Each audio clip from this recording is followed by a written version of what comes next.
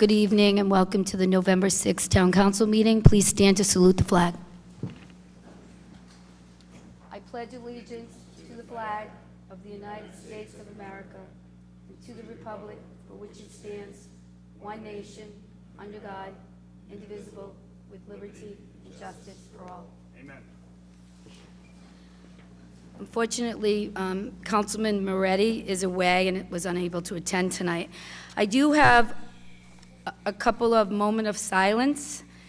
One is for Wayne Douglas. She died on October 16th. She was a Narragansett resident. She was a member of the Historic Commission and was truly a remarkable woman. In her spare time, she enjoyed music, gardening, and history. She is a woman that is known to leave every place that she has visited a little better off. Also, Carol Cronin died on October 20th, a Narragansett resident. She was a Narragansett school teacher. She served on the Narragansett Town Council, on the Narragansett Housing Authority, on the Towers Committee, the Knights of Rockingham Arch, and was a valued member of the community. Great sense of humor, and she will be missed. So I'd like to take a moment of silence for both Wayne and Carol at this time.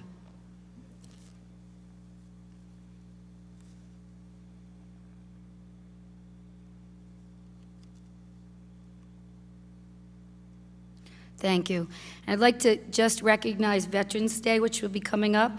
I'd like to take a moment to remember all those who have sacrificed their lives and fought for our freedom in the wars, and especially to remember the veterans who fought in World War I.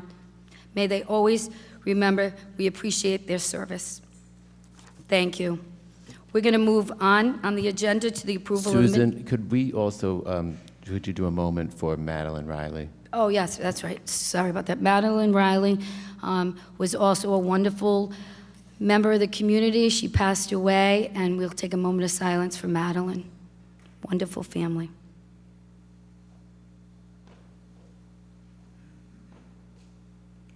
Thank you.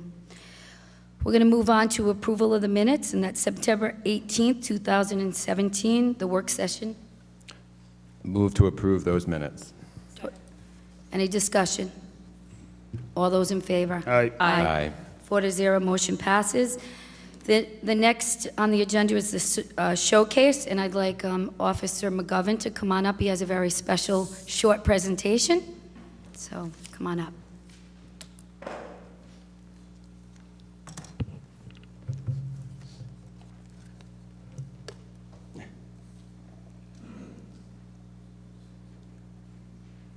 While he's getting that together. Good evening, members of the Town Council, Town Manager Manny, and Police Chief Sean Corrigan. My name is Sergeant Ryan McGovern. I'm currently assigned to the Uniform Patrol Division and currently work the third shift. In addition to my daily patrol duties, I've been assigned to be the 2017 Citizens Police Coordinator, and this is one of the reasons why I'm here speaking today. It's been several years since the Police Academy has done a Citizens Police Academy, so it's been my pleasure to coordinate this year's.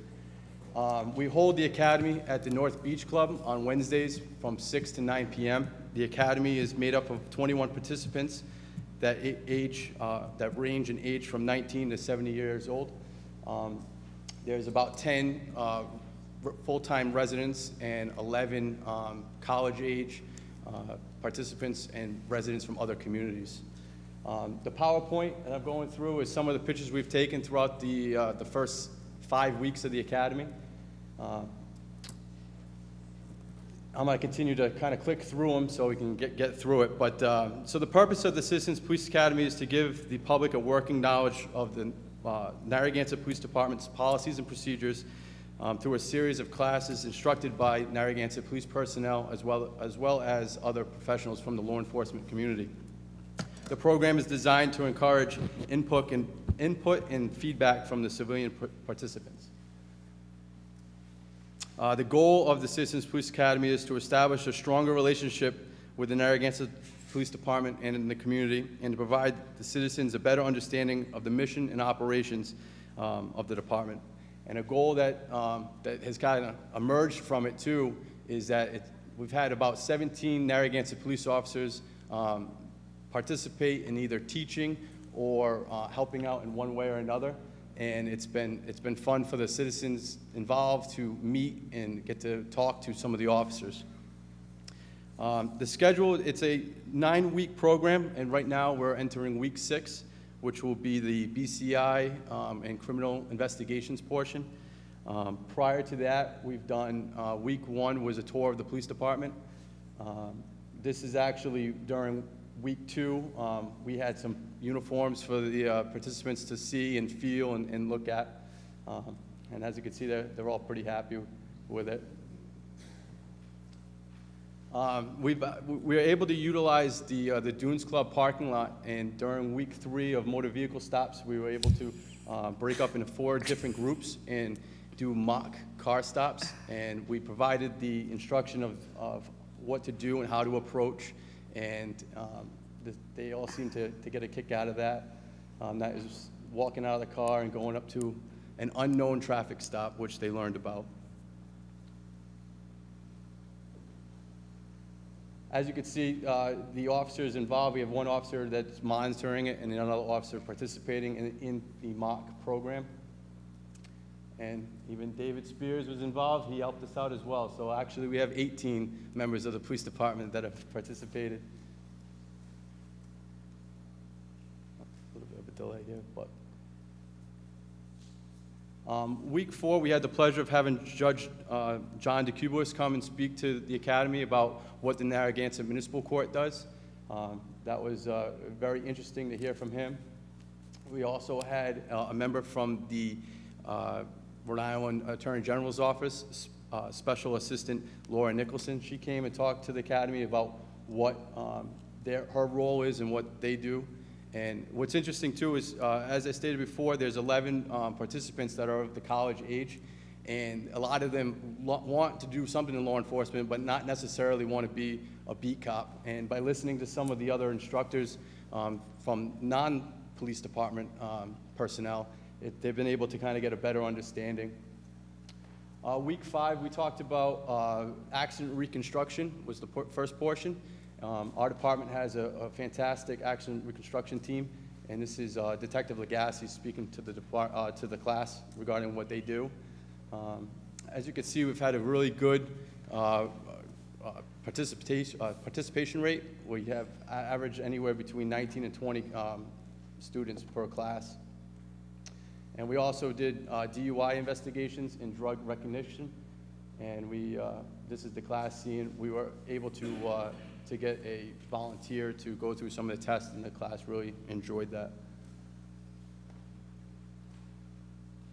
And the classes remaining, we have criminal investigations, which is this coming Wednesday. And in week 7, we're utilizing the Narragansett High School and doing an active shooter demonstration. Week 8 is a series on use of force, where the students are going to be able to participate in a real live scenario. Not too live, but they'll be able to experience it. And then we conclude our class with a graduation that coincides with our department's awards ceremony, which will be held on December 7th at the Narragansett Auditorium. So I just want to say, as being a member of the Academy, how much, and I've missed a couple of classes, but how much I've enjoyed it, and watching the residents in this town and the young upcoming police officers with their enthusiasm and all the activities that have been presented where they were hands-on and involved, and, even from the Dunes Club, the mark stopping the cars. I think it's a fabulous program, and I want to thank you and all the people that have worked really hard to put that together, because it's really quite incredible. Thank you. Thank you.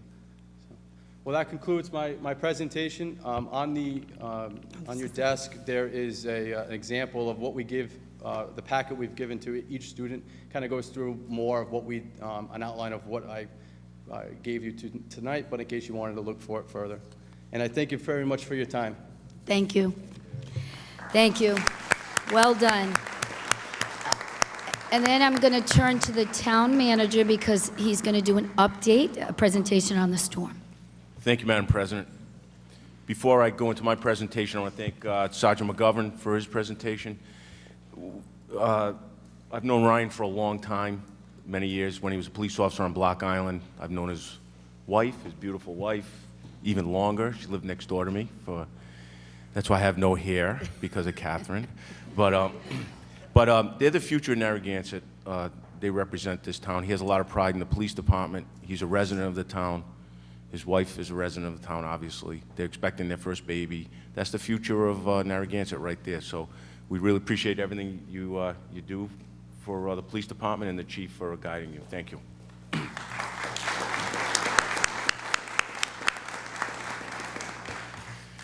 I'd like to briefly discuss the behind-the-scenes storm preparation that goes on with every single storm and how this town fared very well with the last storm we had last week.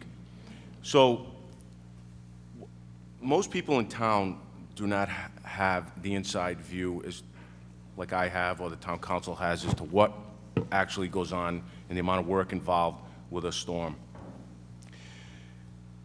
Chief Scott Partington acts as the emergency management director during this time, along with me, and he really does all the coordination with this. And I want you to keep in mind that all these department heads, most of them lost power as well, but yet they came to work and they were doing their best to keep the town in one piece. There's a tremendous amount of coordination that goes on with DPW, Parks and Rec, fire, police, wastewater, engineering, building inspector's office, on and on. Even the IT department has a role in this to keep communications up. The town's preparedness for these storms is extraordinary. I've been here for about 16 months. I've seen 3 or 4 storms, and the amount of preparation and the way this town fares through them is something to be proud of. Some of the stuff that goes on behind the scenes that you don't see is that we're preparing for every scenario that could happen, whether it's power outages, flooding, snow removal, whatever it is. With this particular storm, there were challenges with the high winds, the surf, and the dangers that this town has as a coastal community. One of the areas that the DPW took charge of right away, Mr. DeCicco coordinated this, was that we've noticed an influx of people coming from the northern part of the state when we have these big events, and they want to come and view the ocean and see the ocean at its worst, which has created some safety issues for this town in the past. We've had people get washed off the rocks. We've had traffic jams on Ocean Road where it took 45 minutes to go from Monahan's dock to the beach, which would create a huge issue if we had to get a rescue through there. So the DPW, coordinating with the fire and police, they actually blocked off several sections of that roadway. And one of the things we implemented this time, for the first time, was that the problem areas, Hazard Avenue, Newton, and Bass Rock Road, we, during high winds, high surf, we put up those water-filled barriers that you see at the Blessing of the Fleet. We actually block the path to the ocean, and we put up signs that say, high surf, do not enter. And I commend Mr. DeCicco and police and fire for coming up with that idea, first of all, and then implementing it in the middle of these storms. It's the first time we've done it this time, and it worked great.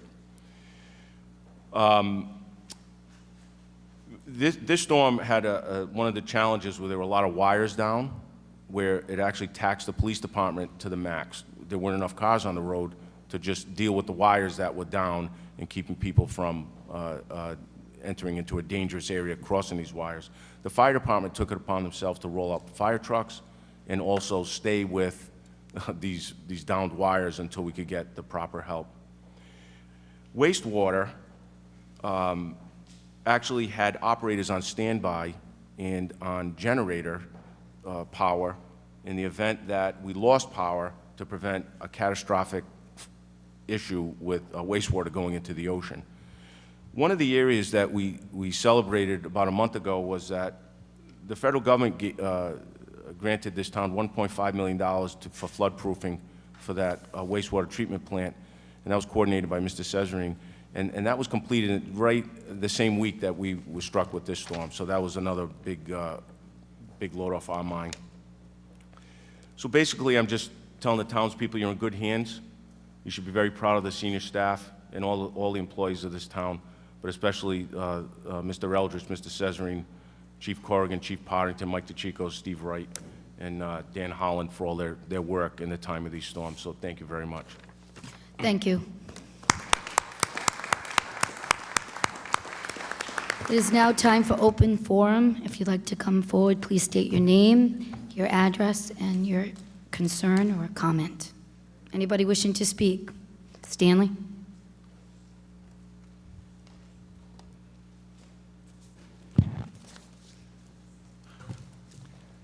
Stan Wojciechowski in Narragansett.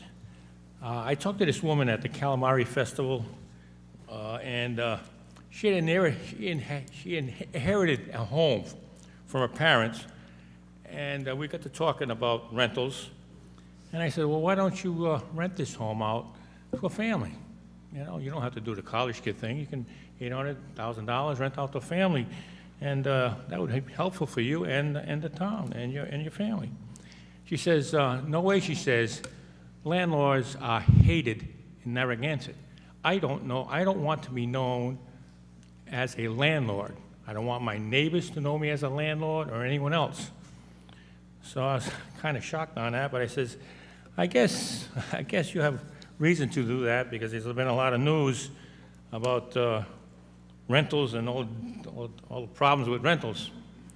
Well, I know the ad hoc committee, they went on a binge on zoning, safety, and parking issues.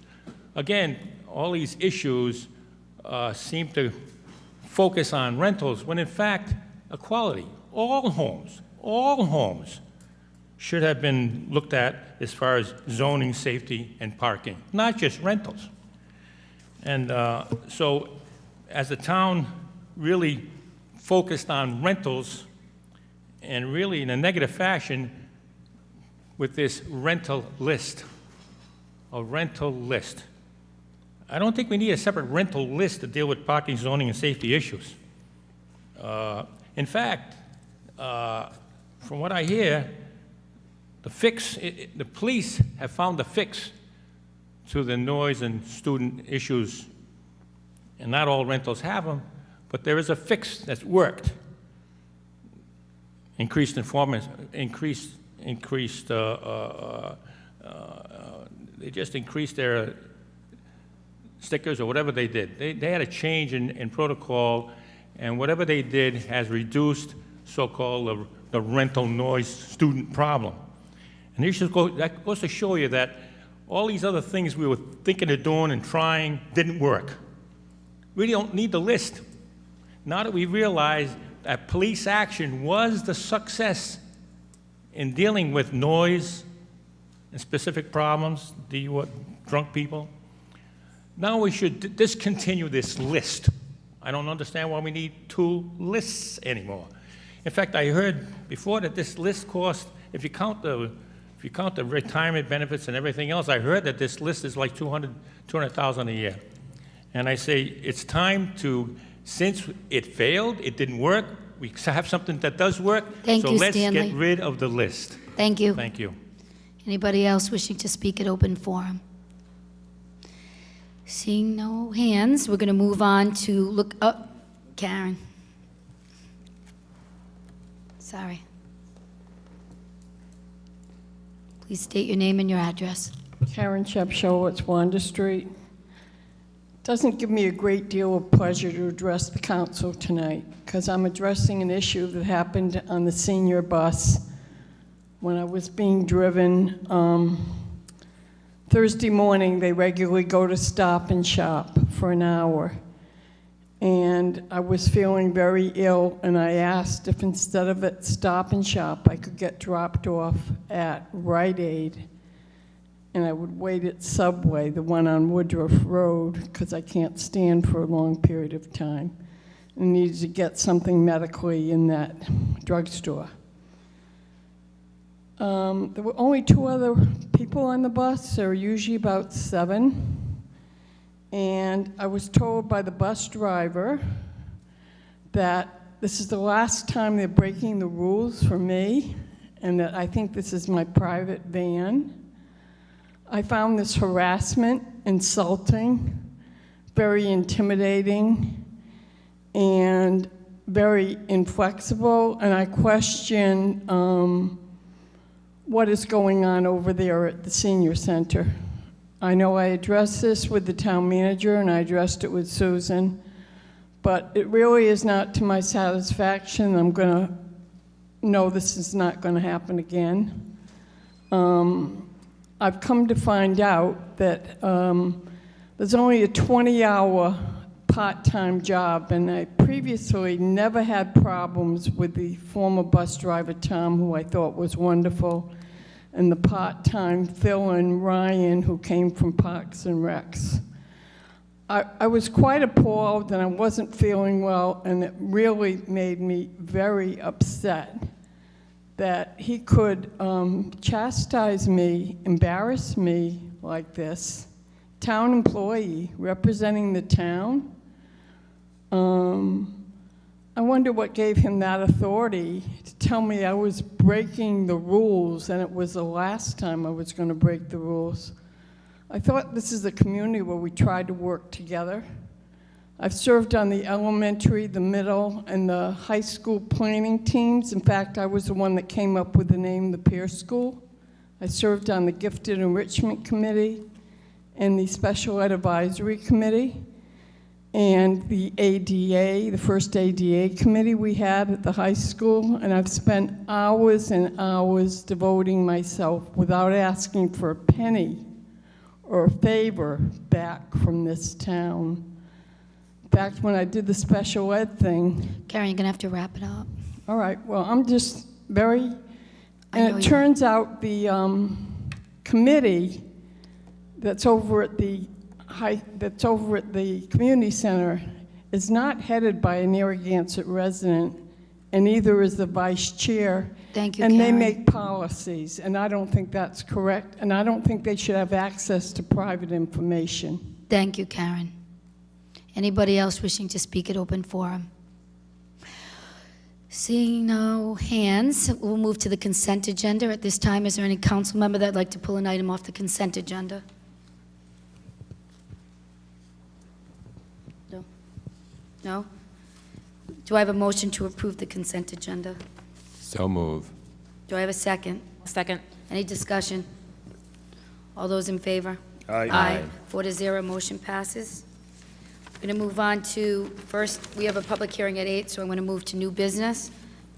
Number 17, a motion to introduce, read, and pass and accept as a first reading an ordinance and amendment of Chapter 46 of the Code of Ordinances of the Town of Narragansett, Rhode Island, entitled Miscellaneous Offenses. Do I have a motion? So move. Do I have a second? Second. Any discussion? From the public?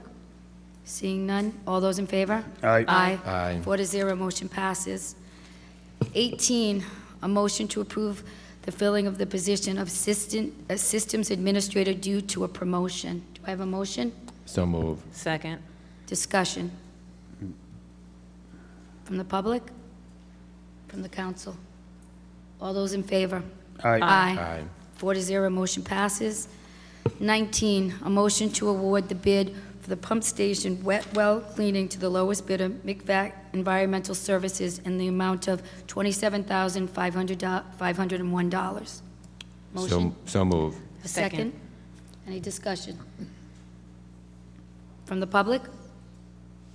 Seeing none, all those in favor? Aye. Aye. 4-0, motion passes. Number 20, a motion to accept a reimbursement FY 2017, the State Homeland Security Emergency Management Performance Grant in the amount of $22,912 from the Rhode Island Emergency Management Agency, and to authorize the town manager to sign and accept the said grant. Do I have a motion?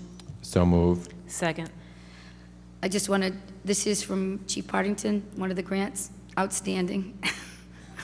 Outstanding. All those in favor? Aye. 4-0, motion passes.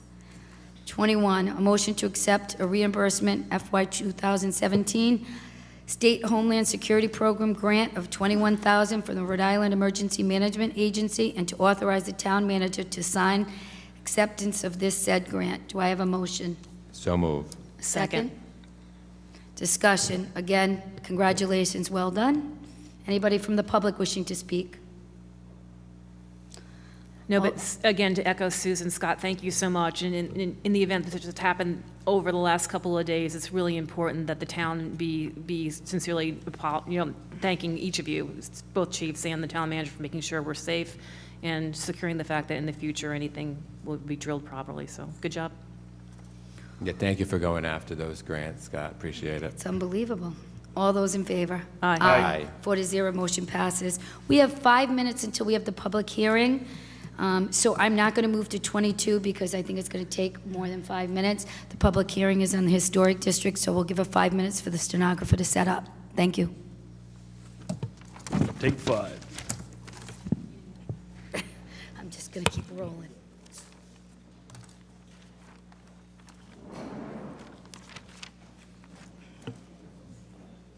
So we're on 22.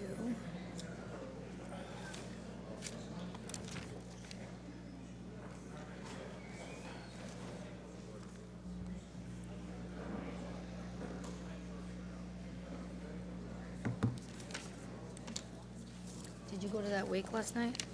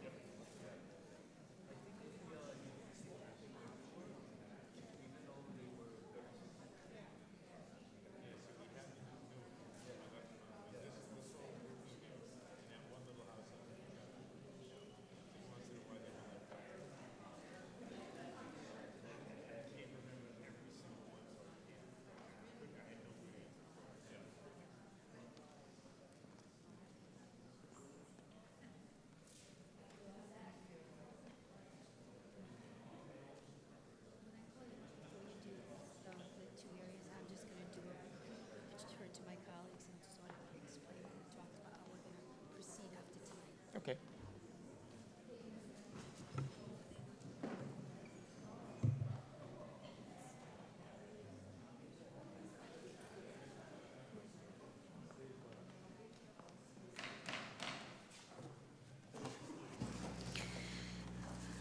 Next on the agenda is a public hearing.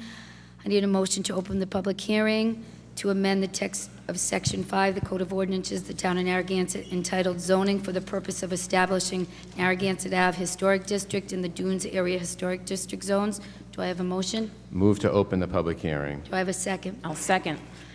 All those in favor? Aye. 4-0, motion passes, and the public hearing is open on the historic districts.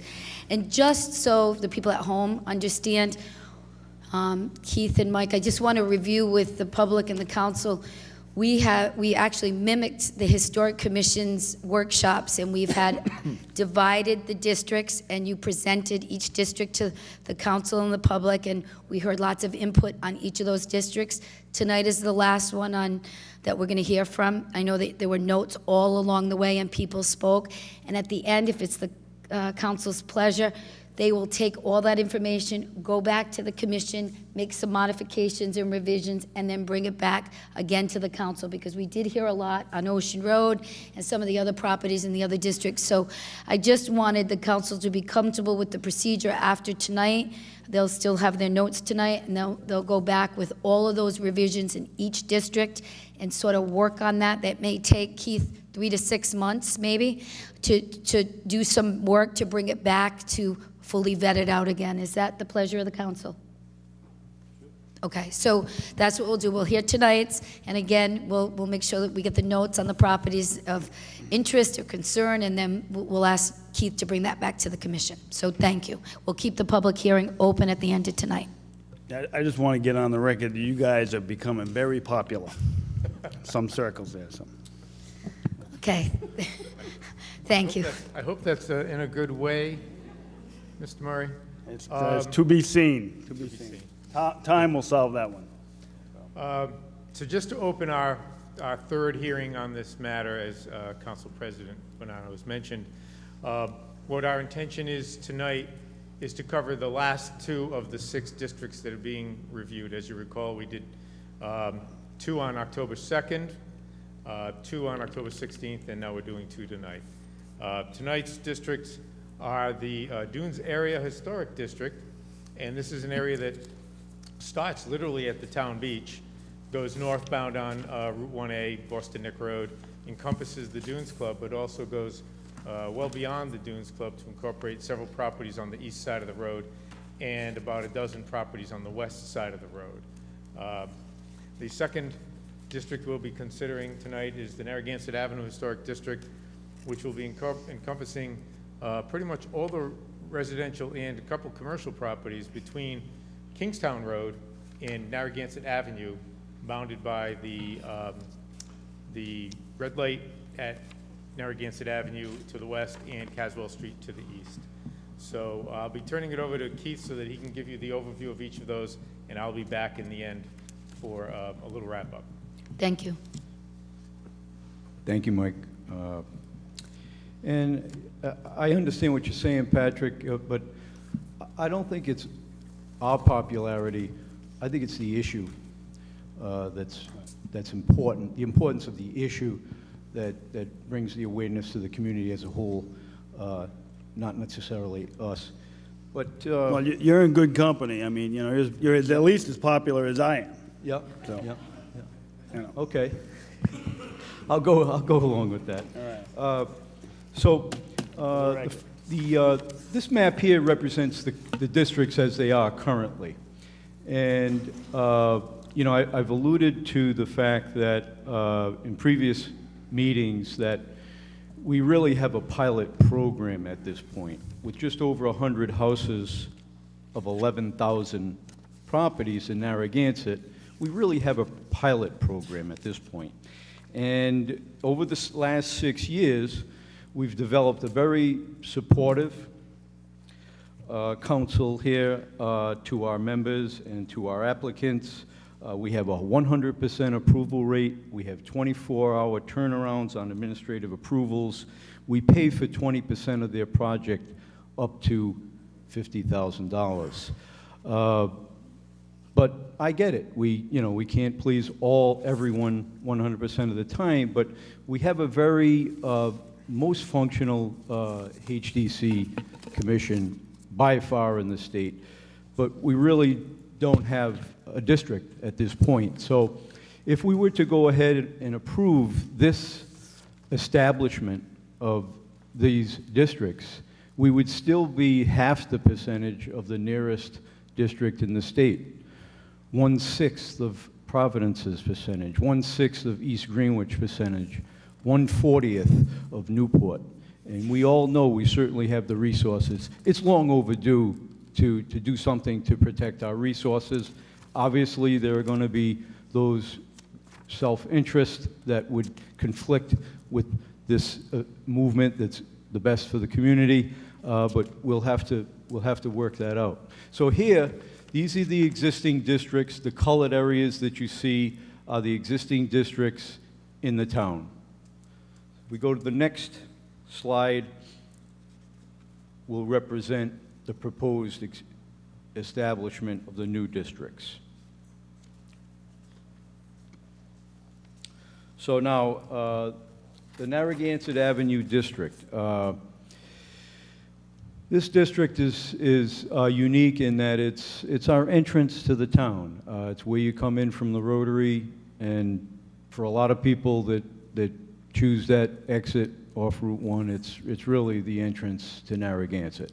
So it's important that this gateway, that the development and the renovations on it have some guidance. This is the proposed district here, along Narragansett Ave, including Mansion Ave, Atlantic Ave, Robinson Street, from Kingston to Narragansett Ave, and the north side of Kingston Road. This would include Taylor's Garage, the Pier Ice, the Narragansett Juice, and even, these businesses, other than just a architectural presence, there's a heritage there where you can go and get cut ice, where you can go into a specialty shop like Narragansett Juice, which is, just so tailored to Narragansett, where you can go into a gas station and get your oil checked and have someone pump your gas. There's a heritage there. There's a way of life, and it would be considered by some to be a good idea not to wipe all of that out throughout the state, and adds, I think, to the historic charm of that area. So the color code you see here represents the density or the ages and the density of those ages in the neighborhood. So the lighter yellow represents properties from 1800 to 1850, and then that scales down to darker brown, which is 1951 to 1965. So what end result here, you have 80% or 79.9% of homes that are built prior to 1950. A very high density. Out of that 179 homes are prior to 1950. So there's a very high density there, and granted, like the other districts, as we've gone through these hearings, it's not 100%, but we don't have the option of moving homes around, so we've gone through a lot of time and effort and research to find the highest densities of the most significant architecture. And here we have 80%. Now, granted, there are 20 homes in that whole area that are from 1950 on. 4 of them are from 1950 to 1965. But we can't move the properties around, and there are going to be a few in there sprinkled in. Now, standard approach to this is to zone an area or a district historic, so that even if there are a few properties that are not of that age, we can guide those properties that are amongst the older homes so that they might not affect those detrimentally. And that's the goal of establishing a district. Now, it's come to light that we may choose to omit some of those properties due to being approached by those entities. We may omit some of those properties from the district guidance. That is not common in districting, but Narragansett Historic District Commission is not common or by the book or regular in any way. We wouldn't have a 100% approval rate if we were by the book. We have very specific guidelines, but you don't approve every project that comes before you by not working with people. Okay, so if the better approach is to maybe omit some of those properties to make the whole thing a success, to make it more community friendly, to allow for certain aspects of growth within those districts, we're certainly open to that. We're certainly open to that. We want, from day one, this commission has made all efforts to specialize and conform to the specific needs of Narragansett, from the building materials in authorizing composites as opposed to, matching species of lumber and materials. We've been flexible in that regard because of our environmental exposure here and the exposure to the ocean. So right from materials to, I think, the protocol, the mechanism of our protocol, we want to be flexible. We want this to be supportive and assistive and work with the community, and that's the only way you get 100% approval rate, is by working with the community. So the next district is the Dunes District. This is a new proposed district. Now this district is located along the scenic route of the beaches, we know, right? I got a quick question. Yeah. How come you didn't, the east side of Narragansett Avenue at the gas station, how come you didn't move further east and get those 3 homes up against the bridle path? Because two of those 3 are historic. Well, as I mentioned, Patrick, there are going to be concerns, and some of them are that some properties shouldn't be in there, and other properties should be in there. So, we're not magicians. We've made a very calculated effort here to do what we think makes sense. If you'll notice, at the end of the Dunes Club, there are 2 properties. If we go to the Dunes Club map, you'll notice there are 2 properties. If we go to the colored map, Mike, thank you.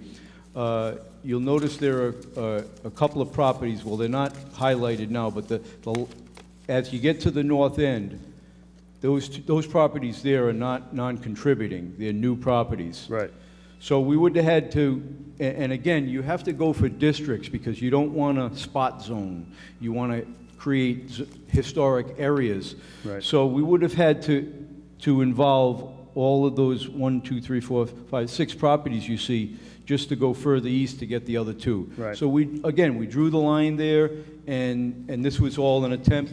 As you mentioned, we'll go back, and if those properties want to petition to be included, to get the 20% tax credit or to get our consultation, there are other benefits as well.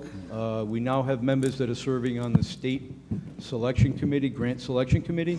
We are a certified local government, which would allow us to get grants for planning and engineering for projects. We all know how expensive that is. So there are many benefits coming down the line, and that would be included in this. Keith, can I just, when we took the tour, I don't remember a portion of Wood Avenue. I remember us going to Dunes Court. What's happening with Wood Avenue? Well, that's on the opposite side, yeah, on the east side, and I think there are about half the house properties there, maybe 4 out of 10 or 6 out of 10, that are significant. You see the colors there, right? So that dark brown and the next one down, these represents properties that are built prior to 1950. So again, you see, we don't have that gap. That's directly across the street. And this is kind of a, unlike Ocean Road farther down the line, which is more of a scenic route, scenic ride, this here is well-traveled. You know, people from the north, they come, they go past that, they take the right and go head towards Narragansett Ave. Those coming in from Point Judith and from Wakefield come down that road and approach the north from there. So it's more of a functional traveled road and area that we're trying to preserve. So we went on the other side of the street because we really don't have that gap of non-contributing properties. And again, this is, we're trying to get the best concentration and most significant. Also here on the Dunes Club and the beaches, there was a lot of work done. We, you know, toured those with council members, with the HDC members.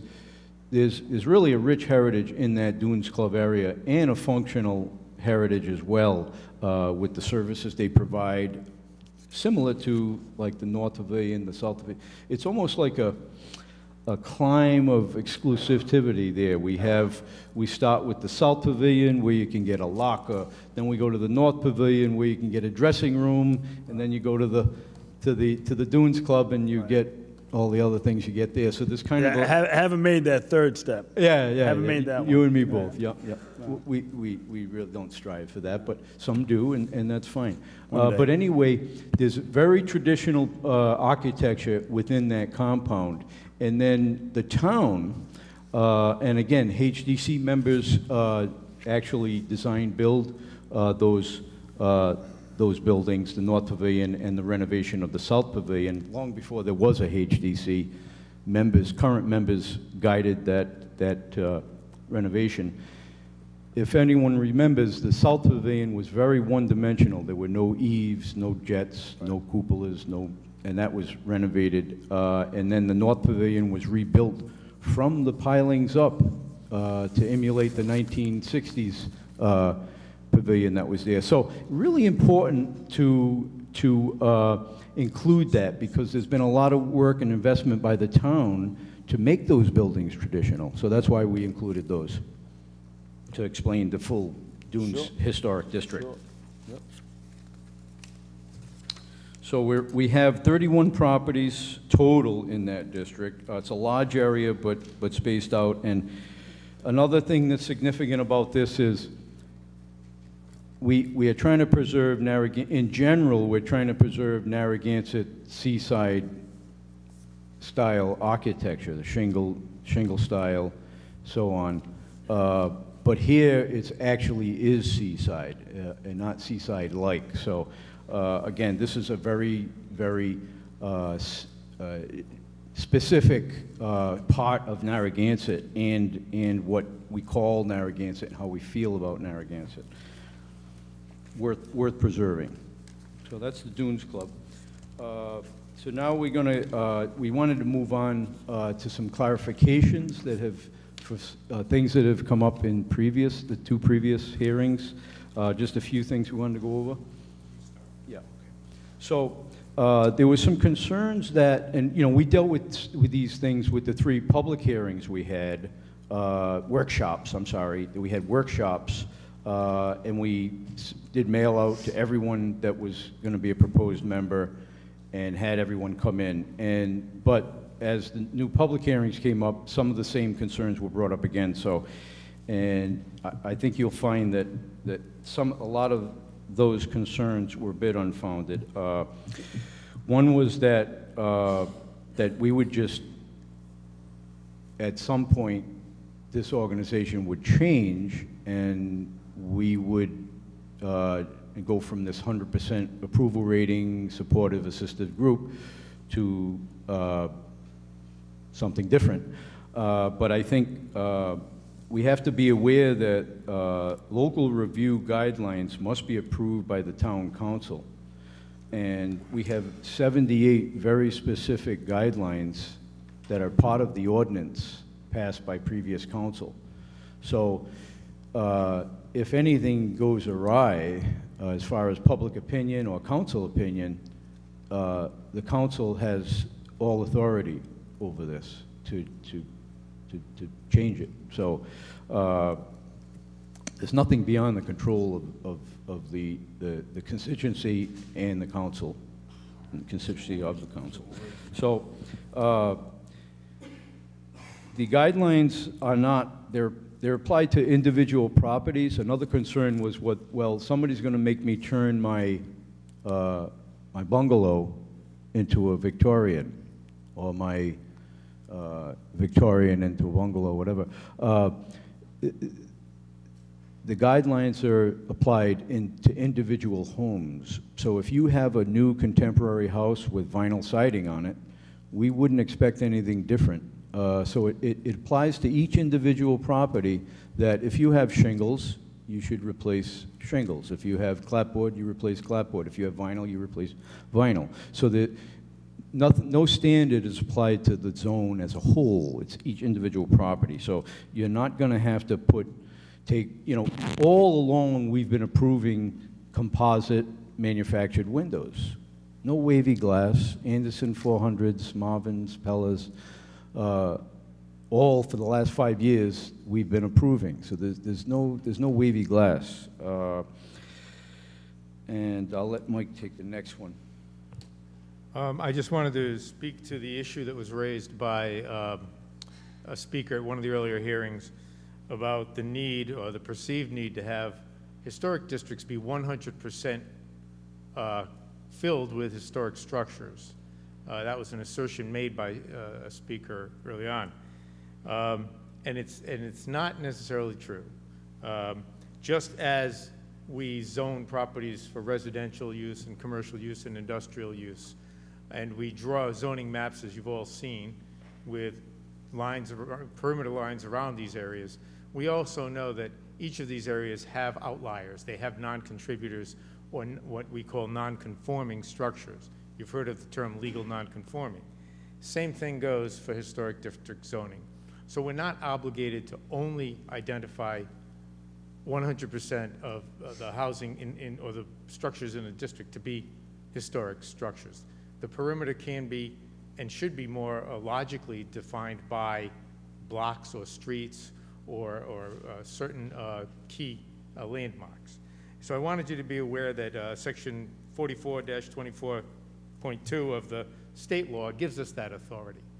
And also to make note that while some others had mentioned or requested opting out, exempting, if they are on a fringe of one of the proposed districts, and it's easy to just lift the line and put it over the other side of their property, that's always doable. But if they're in the middle, it's very difficult to do, and it's not appropriate. It's essentially the same as spot zoning in reverse, to leave a property in the middle of a district out.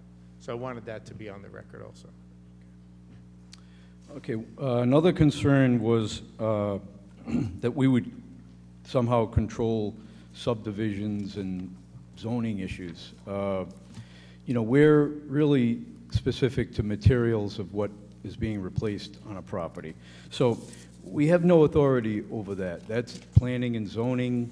They may ask us for an opinion on a project, but we have no authority there. And I think that's the reality of that. Goes to zoning and planning, and they have authority over that, and we really don't have anything to do with that. So shouldn't be a concern. We don't. Our purview is renovations and the appropriateness to the architecture that's existing. Now, if it's a non-contributing property, then that's very lax. They can demolish, they can do whatever they want if it's after 1950.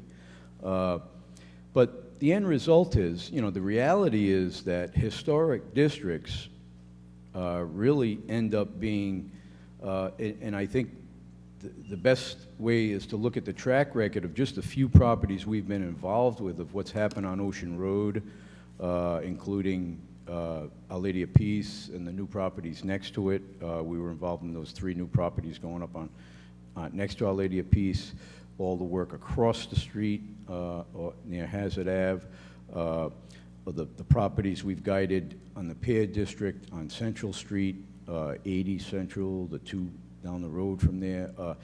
It's had a very positive effect, and the end result is historic districts are great places to live for families. And if you look at other towns, you know, if you look at like you can almost draw a line to where the district ends. You know, if you go to Warwick, you can see just where Patuxent begins and the rest of Warwick starts, what's going on. So it's important to note that, you know, we don't get into, you know, we've had people call us and tell us, oh, they're leaving trash on the lawn, do something. We don't, you know, we're not zoning, we're not the police, we're not planning. We just deal with the materials of how you're renovating your home. Thank you. And last point is, there had been some commentary made about potential impacts on property values, that property values may go down being in an historic district.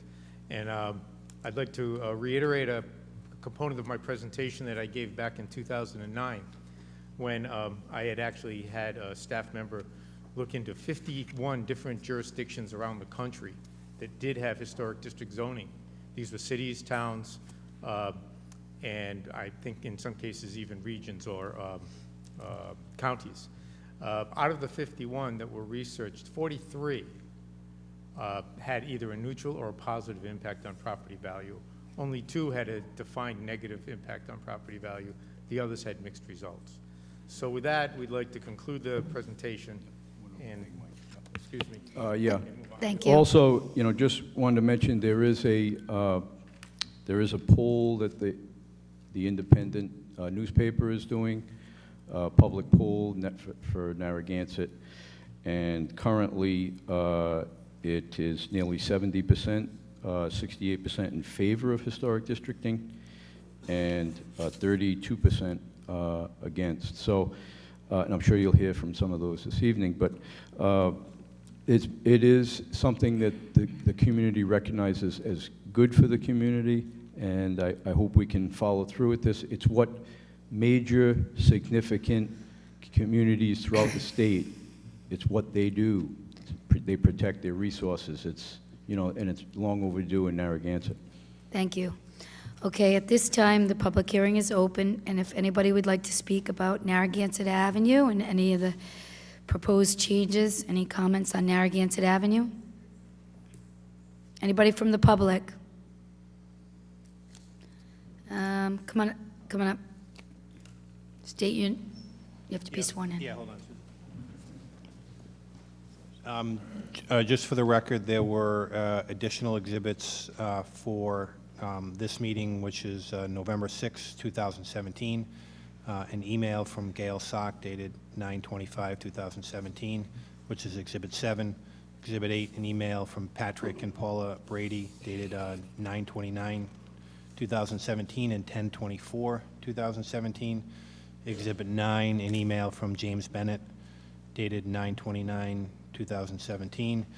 Exhibit 10, letters dated 10/30/17 and 10/31/17 from Mary and Stanley Wojciechowski to Mike DeLuca. Thank you. We received those as well. Hi, Bob Shumate, Pure Ice Plant, 132 Kingstown Road, Narragansett. Sir, would you raise your right hand? Do you swear to tell the truth, the whole truth, and nothing but the truth? I do. Thank you.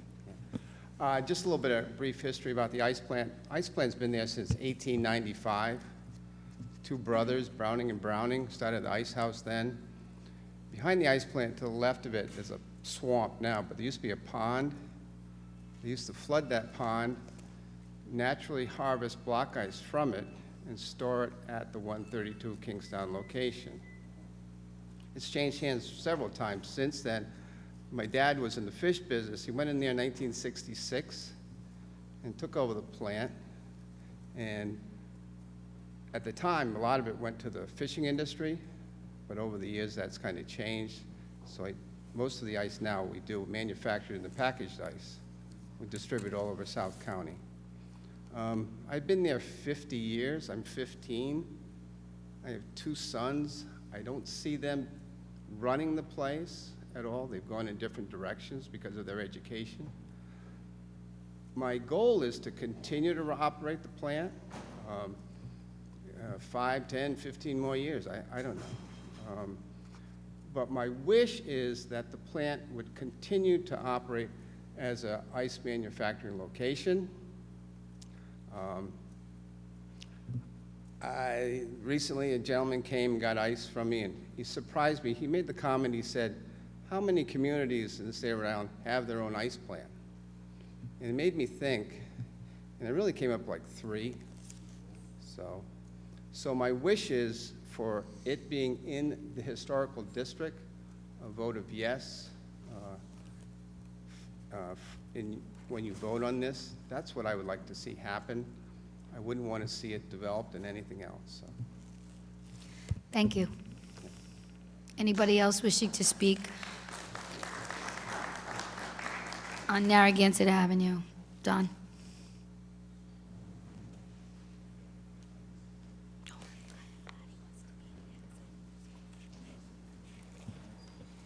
Yeah, that's cool. My name is Don Chernick. I live on 88 Narragansett Avenue. Don, would you please raise your right? Do you swear to tell the truth, the whole truth, and nothing but the truth? I do. Thank you. Churnick. Can you turn the mic towards your mouth a little bit? There Can you hear me go. now? Yeah, I can hear you now. Right. I think the intent of a historical district is to either maintain or revive the character of an area. And especially Narragansett, with its history, has a strong historical character. And the point that was made tonight about Narragansett Avenue is really a good point. It is the hallway or the corridor to this town. And I think utilizing it as a historic district is fine if, in fact, it is supplemented with the town's initiatives of ordinance and mainly maintenance of home. Keith talked about renovation development. Well, if there's not maintenance, I think you have a poor picture. And I think if this effort is going to go forward, we look into various things which also supplement the definition of a historical district.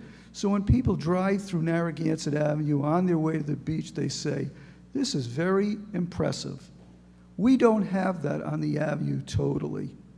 And I don't want to discredit what's going on now, but I think it's a total complementary initiative where we just don't look at renovation and development, but character.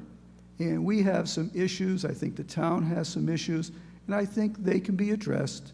And I think we all could come up with possible improvements to make it a real strong historical type perspective of a town. Okay? Thank you, Don. You're welcome. Anybody else wishing to speak on Narragansett Avenue? Karen? We're speaking on Narragansett Avenue.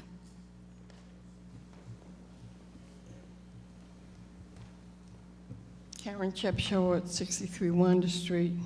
Would you raise your right hand? Do you Yes. swear to tell the truth, the whole truth, and nothing but the truth? Yes. Thank you, Karen.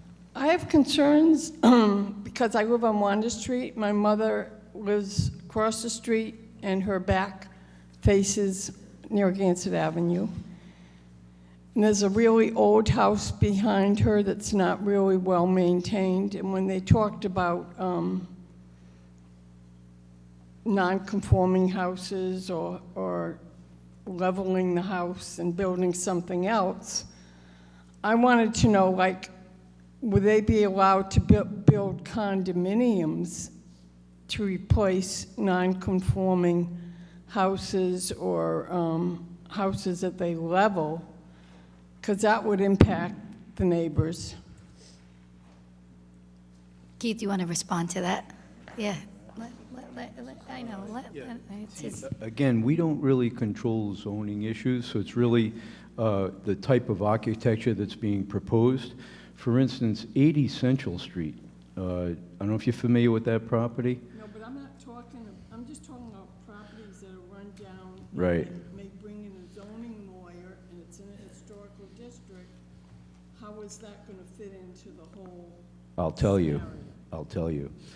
So, as with 80 Central, now that's going to be, what, 4-unit condo, Mike? Three-unit condo. And that is going to, and we approved that because we approved the architecture that was being proposed. And you can already see, this is right across from St. Peter's Church on Central. Okay, you can see what a beautiful structure that's becoming compared to what it was, okay? And that would have probably been a demolition. We consider that a save. Some projects we consider saves in that if it wasn't for someone that came along, like the owner and architects that did 80 Central, or are doing it, with their creativity and investment, they've come along and they're building something.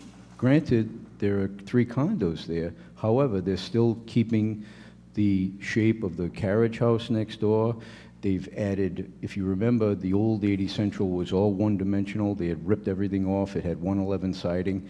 Now has porches and windows and arches, and even with the landscaping, they're doing a more traditional design. So we don't really focus on condo, non-condo, rental, non-rental. We're more concerned with something, if someone comes in and they want to do condos, whatever, we're just concerned with that what they build isn't detrimental to the properties around them, that they don't just build a big square box and now everybody's selling their house next door, okay? So does that answer your question?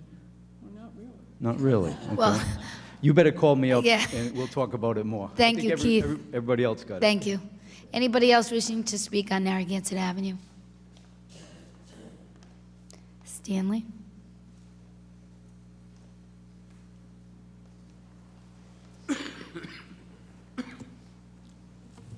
Hi, Stanley. Stan Wojciechowski. Do you swear to tell the truth, the whole truth, and nothing but the truth? Yes. Can you state your address for the record? Narragansett, 46 Fifth Avenue is their home of record. Thank you. I'm speaking Stanley, about, can you move the mic towards your, I'm thanks. speaking about a property I own on 67 Kingstown Road. Yes, it is 1800s, but over 50 years ago, somebody just made a mess of it. They put on an ugly addition, vinyl siding. I mean, it just, it's been a rental for as long as I owned it. And now there's a potential for somebody probably to do something with it and upgrade it. But as I speak with him, he wants to, because it's in a historic district, he wants to cut the price by $100,000 or more. We're not detailing exactly where it is, but I'm in the process of losing a significant amount of money right now just because of the word historic district. So that's why I am for trying to keep this as a voluntary. And unfortunately, I'm right So in the middle. You're of in this- the voluntary right now, right? Right now, I'm voluntary. Yeah. But if this thing changes, I'm going to be in the middle, right in the middle of an 1800s situation, and it's going to cost me money right now as I try to negotiate with this person. Saying, I couldn't convince him. I talked to him and I says, they got 100% approval. You're not going to have a problem. I spent a half an hour trying to convince this person that he would not have a problem with, because Mike and Keith are fantastic guys. He still could not believe it. He said, when I got to deal with government, I'm going to deal with planning, I got to go there, I'm going to have costs, he says. And so he just figured that I was just lying to him in order to get the property sold.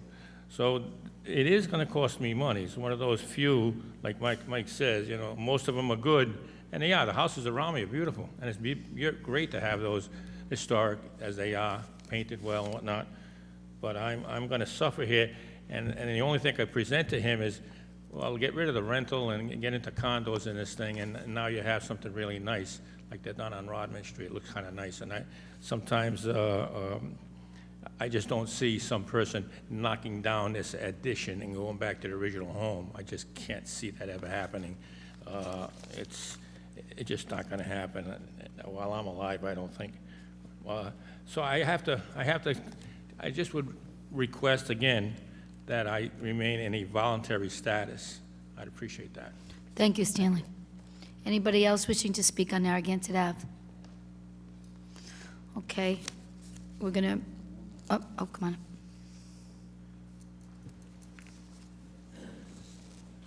Hello. Kristen Connell, 106 Central Street. Please raise your right hand. Do you swear to tell the truth, the whole truth, and nothing but the truth? I do. Thank you.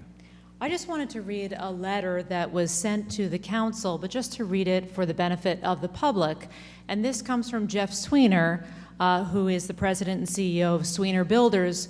And I think it's important because he is known for building new homes, not historic homes. And this is the letter. So dated September 19th, 2017, to the members of the Narragansett Town Council and the citizens of Narragansett. I am writing to express my support of the expansion of historic districts in the town of Narragansett. I have been in front of the town's Historic District Committee, HDC, on several occasions over the years, as a homeowner, builder, and a local business owner. I have found them to be an invaluable resource of the property owners of Narragansett.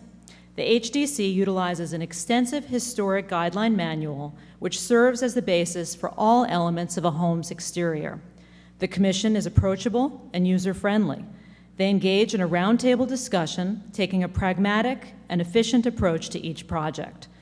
I've even seen homeowners outside of the district visit the HDC on a voluntary basis for ideas for their project. This is a testament to the quality of their work. The HDC is strict about enforcing the guidelines, but that is where the value lies.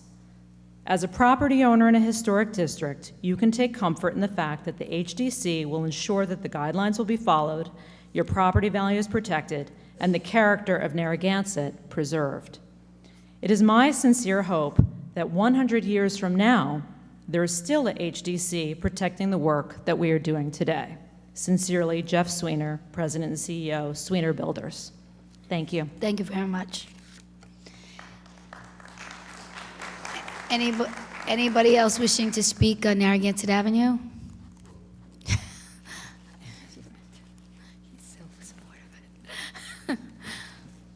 Russ Dasta, 15 Fifth Avenue.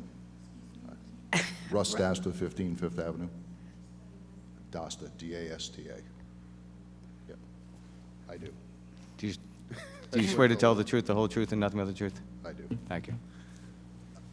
You know, I'm getting very familiar with you guys. I don't usually come to these things. I don't usually speak much. I usually stay out of everybody's business because in general everybody I think does a good job. This, however, is overreach in a large way.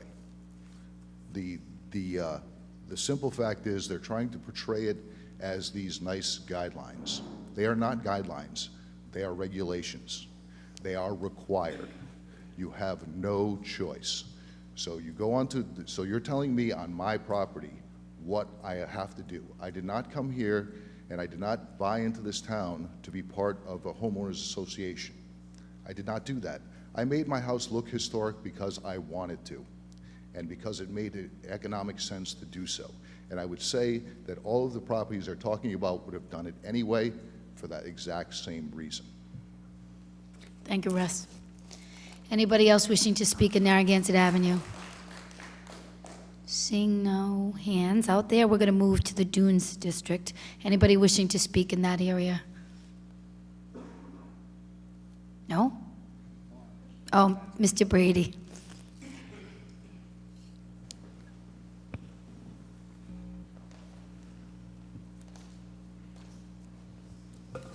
Name is Patrick Brady, 156 Boston Neck Road. Please raise your right hand. Do you swear to tell the truth, the whole truth, and nothing but the truth? I do. Thank you. Mike, any chance of putting up the colored map of the Dunes District? Thank you. First, I'd like to say that I'm a proponent of historic preservation and even of historic districting. And I'd like to read from the recommendation to the Council for Michael DeLuca regards to the Dunes and Narragansett Avenue also.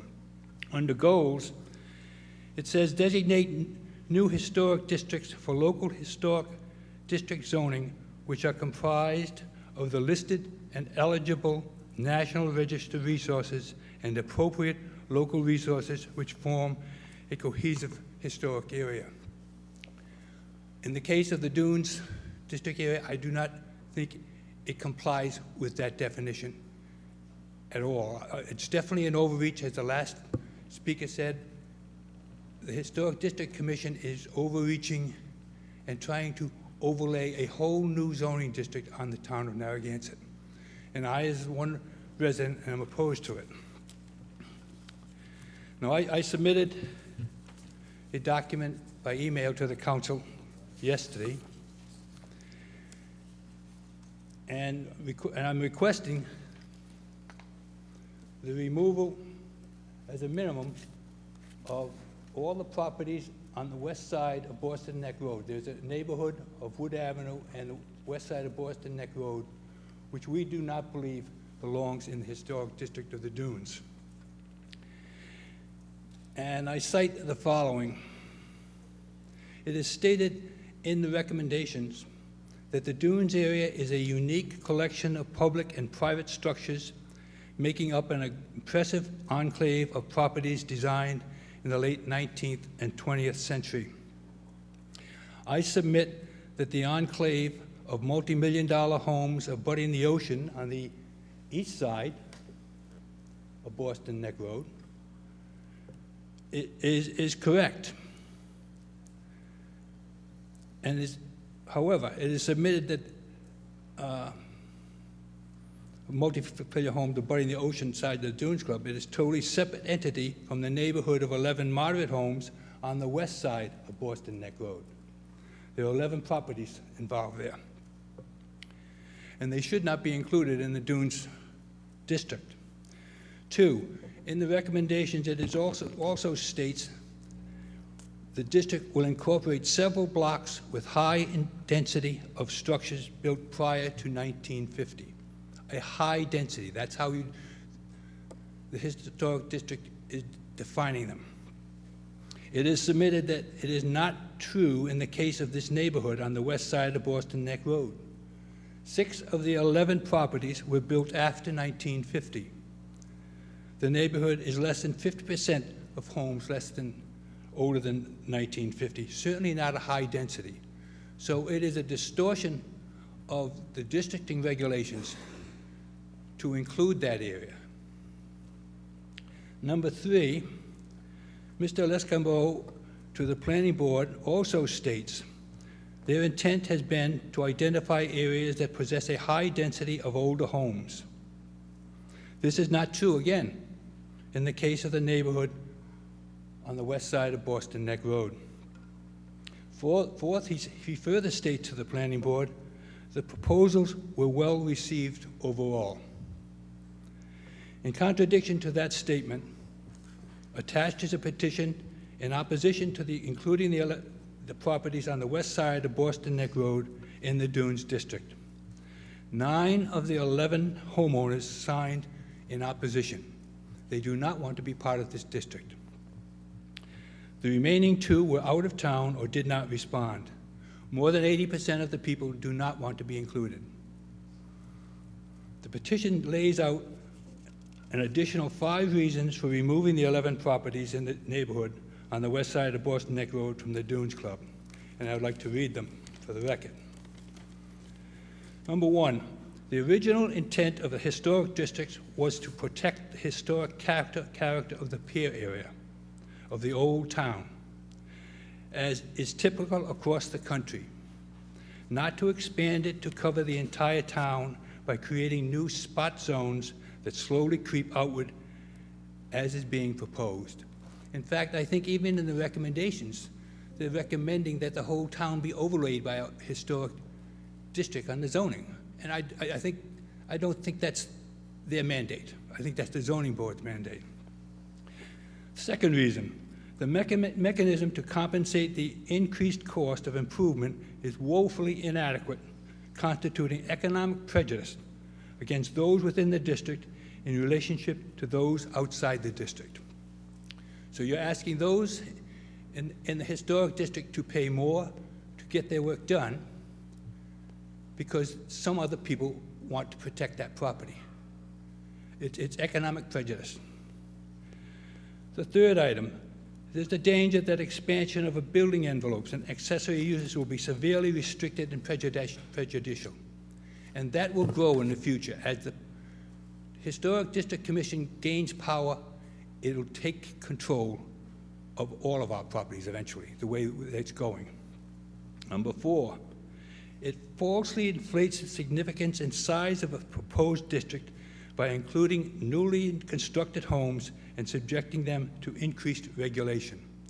In the case of the homes on the west side of Boston Neck Road, they've definitely inflated the neighborhood as a historic district, when less than 50% of the homes were built before 1950. So I think that it's a deception. I'm sorry, but it is a deception to the residents. And finally, I think the process should be voluntary, wherein if property owners wish it to be classified historical, application is made and the property meets the criteria, then they are designated historical. And then they should go before the board. That's my opinion, and that's the opinion of 9 of the 11 people in that district. And we request that they be removed from the Dunes district. Thank you. Thank you. Anybody else wishing to speak in the Dunes area?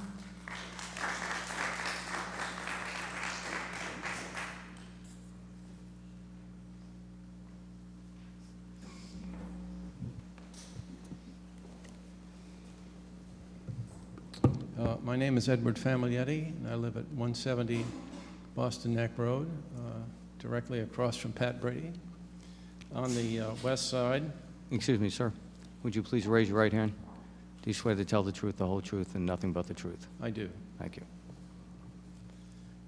This notebook that I'm holding in my hand is a chronicle of my mother's work. My mother, Isabel Famiglietti,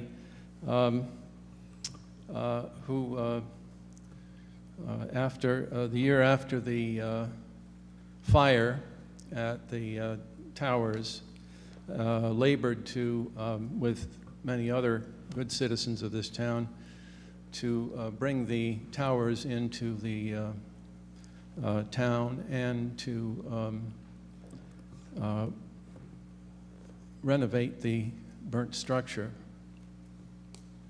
In that spirit, I wholly support the excellent efforts of the Historic District Commission and the Dunes district that's being proposed.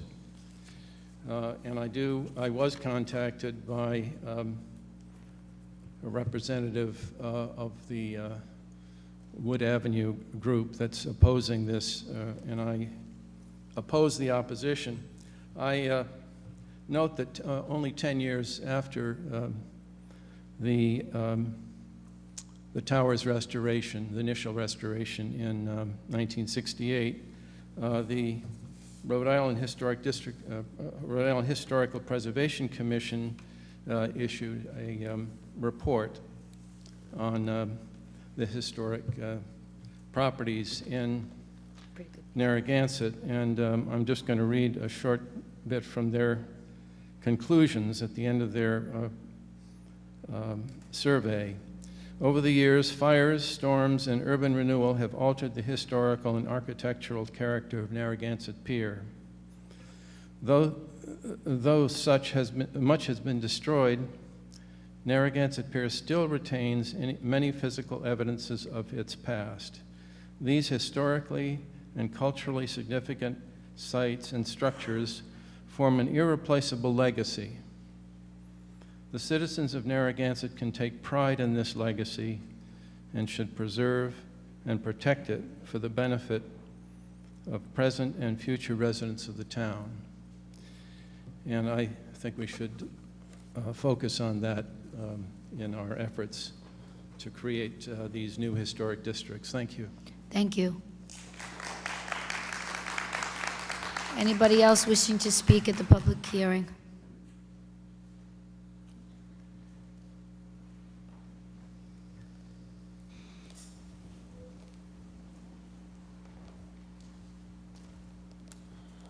Brian Dodson, 14 Wood Avenue. Would you raise your right hand? Do you swear to tell the truth, the whole truth, and nothing but the truth? Indeed, I do. Thank you. As I said, I live at 14 Wood Avenue. I'm a neighbor of Pat Brady and Ted Famiglietti. And I am against this from just a basic property owner's rights. I support the concept and I applaud the work of the Historic Commission. But I guess where we live, we've been there since the 70s. We've done our best as a family to maintain the architectural integrity of the home. And my neighbors have as well. Ted's done a wonderful job in his home. Pat's done a great job. And the Hames, the Bennetts. And I just feel like the commission should just leave it to us, to trust us to make the decisions we feel necessary for our own homes. It's just that simple. Thank you. Thank you. Anybody else wishing to speak? At this time, any comment from the council? You want to wait? You want to say anything? Okay, so we're going to keep the public hearing open, and we're going to take all the revisions from all the different districts and send them back to the commission. They're going to look at them. They're going to look at the individual districts, make some revisions, and then present it back to the council. Keith, I'm just curious what you think as far as a timeline. What do you think for the revisions on that work? Would it be about 6 months? Because there's quite a few revisions, and I know the attorneys have to look at some of the definitions as well. Well, I think it's pretty simple. The people with their representation and those that have come directly have, stated their concerns. So I don't think would be very complicated to do that. So no, I would think in the next month, we could start giving you some feedback so that, you guys can take a look at it and revise it further if you think it's necessary. And, like I say, we're flexible. We wouldn't have the approval rate we do if we weren't, and we want to work with the community. And, it's better to have part of something big than nothing of everything, yeah. Right, and I supported the historic districts when they first were implemented in the town. After listening to the different districts and the concerns of the people, I do want to make sure that we can support the districts, but in a way that feels right for the town of Narragansett. So when we toured those properties and when you go out and see, some of them are historic, some of them really don't have any historic value. So I hope that you heard the people like we did, and when you go back to make those revisions, I know they call it spot zoning, but I'm in favor of, if you have a historic house and the guy next to you doesn't have any historic value, then you might want to just consider leaving him alone. Right. So I think you have to look at that, and again, we want to get some of the properties to maintain the integrity of the districts, but we also want to hear what the people are saying, and that property rights issue is delicate. As I mentioned, from day one, the Narragansett Historic District Commission wants to be unique. That's not a traditional approach to omit Swiss holes there, but it's working with the community, and that's what we've strived to do from the beginning, and that's what we want to do. We want to work with the community and have an organization that everyone is proud of and happy with and reaches the goal. I think at this point we have to decide, do we want a historic district commission? Because we have all the tools now. So we really can't do any more. We have the organization, we have the administrative process, we have the tax credit. We're all ready to go, so we need, at this point, the big decision is, do we want a historic district? And certainly being sensitive to the issues that we've heard tonight and previous nights, I think is a great idea. Thank you, Keith. Thank you. Okay. We've got, so you basically have a divide, philosophical divide on this issue, and I think, and if you're on the side of the property owner, the private property rights, you're probably not going to expand it at all. And we've got our recommendations from the historic district for the 6 areas. Based on the way I'm going to look at it is the historic concentration, and is this something that adds value to the history of the town and nurtures that? And so based on what I've heard and my understanding of these areas, again, I felt Central Street has a high concentration, and my inclination, just to give some guidance, Susan, I don't know if other council members want to do this, but felt like that had a higher concentration. I also think when you all put your heads together, you might want to prioritize these 6 for us in terms of where you were, if you had to prioritize them. Dunes area and Ocean Road seem to have less. And my inclination right now would probably be not to include those 2. So that's just where I am. The others, I'm still kind of looking at. Those other 3 areas, but that's my inclination right now. I just wanted to share that with my colleagues. Okay. Yeah, Certainly, you know, there's work to do, and the Dunes area is a very important area, and certainly I think if we can, you know, make some adjustments there that make it more feasible for everyone, we'll certainly do that. There were a lot of questions on Ocean too, some of those areas. And so I think you have all the notes, the We do. stenographer, you have all We the do. amendments. And so I think we'll let you get back to work Yeah. and maybe come back with something that's palatable and All right. agreeable to the council and the public. Thank you, and thank you And for thank you for your work. service. Thank you. Thank you. So now we have a motion to receive and place on file the recommendations of the planning board. Susan, I would really need a date of when you want them to come back. So I'm not sure, he's saying a month, so I mean. The council only has 3 more meetings for 2017. I'll move to continue it to the first meeting in January. Okay, and then there's a second for that? Second. All those in favor? Aye. Aye. So that's January 2nd, and what time is that? 8 o'clock, right? Is that what you just said? Okay. A motion to receive and place on file the recommendations of the planning board. So move. Do I have a second? Second. Any discussion? All those in favor? Aye. Aye. 4-0, motion passes. We're going to go back to motion 22 on new business, a motion to adopt a resolution establishing the Narragansett Beach Facilities fee schedule for 2018 season. And do I have a motion? So move. Second? Second. You want to come on up, Mr. Director Steve Wright, and just kind of walk us through the fee structure? This one should be the easiest of the 3. This one, there's really no big changes on, so, but I think you could probably stay up for a while. Go ahead. Hi, good evening. So, 3 major issues were brought to our attention in the Parks Department over the last 2 seasons, 2016, 2017. The 3 issues were overcrowding at the beach, parking in the north and south lots, and then the teen problem. So we brought those issues before the Rec Advisory Board and in the workshop. The Rec Advisory Board was held on September 11th, 2017, and then the Town Council workshop on September 18th, 2017. So the way we looked at it, we brought some recommendations and some possible solutions to resolve and mitigate those problems over the last 2 seasons. And those recommendations were brought to not only the Rec Advisory Board, but also during the workshop.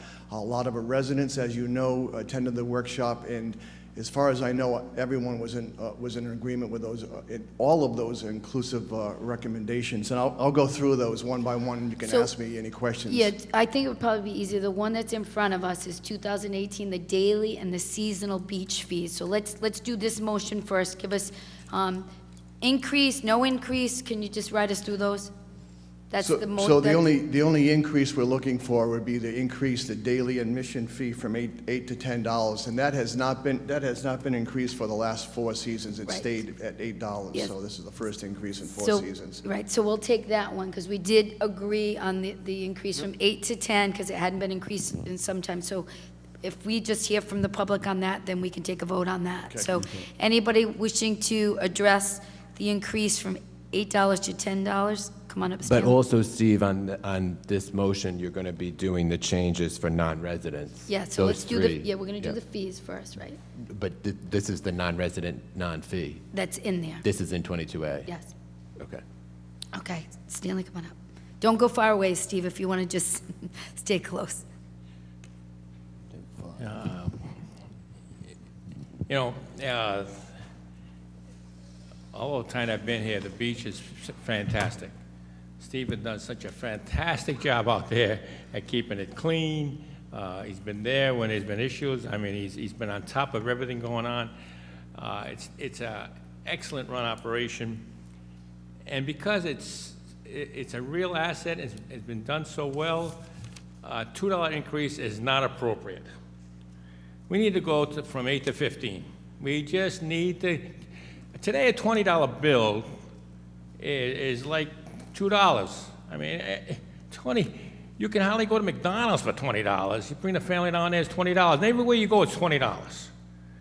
So for us to go to $15 would be a very minor step in the right direction where it belongs. Like I say, he hasn't increased it in how many years? I don't know, but I'm sure those increases weren't enough.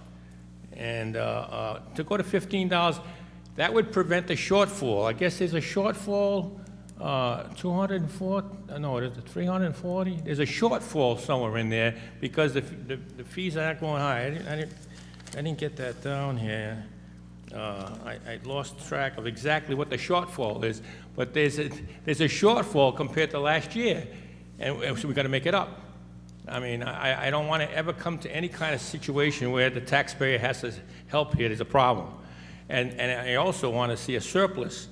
I want to see a surplus grow here for the next Sandy storm or whatever.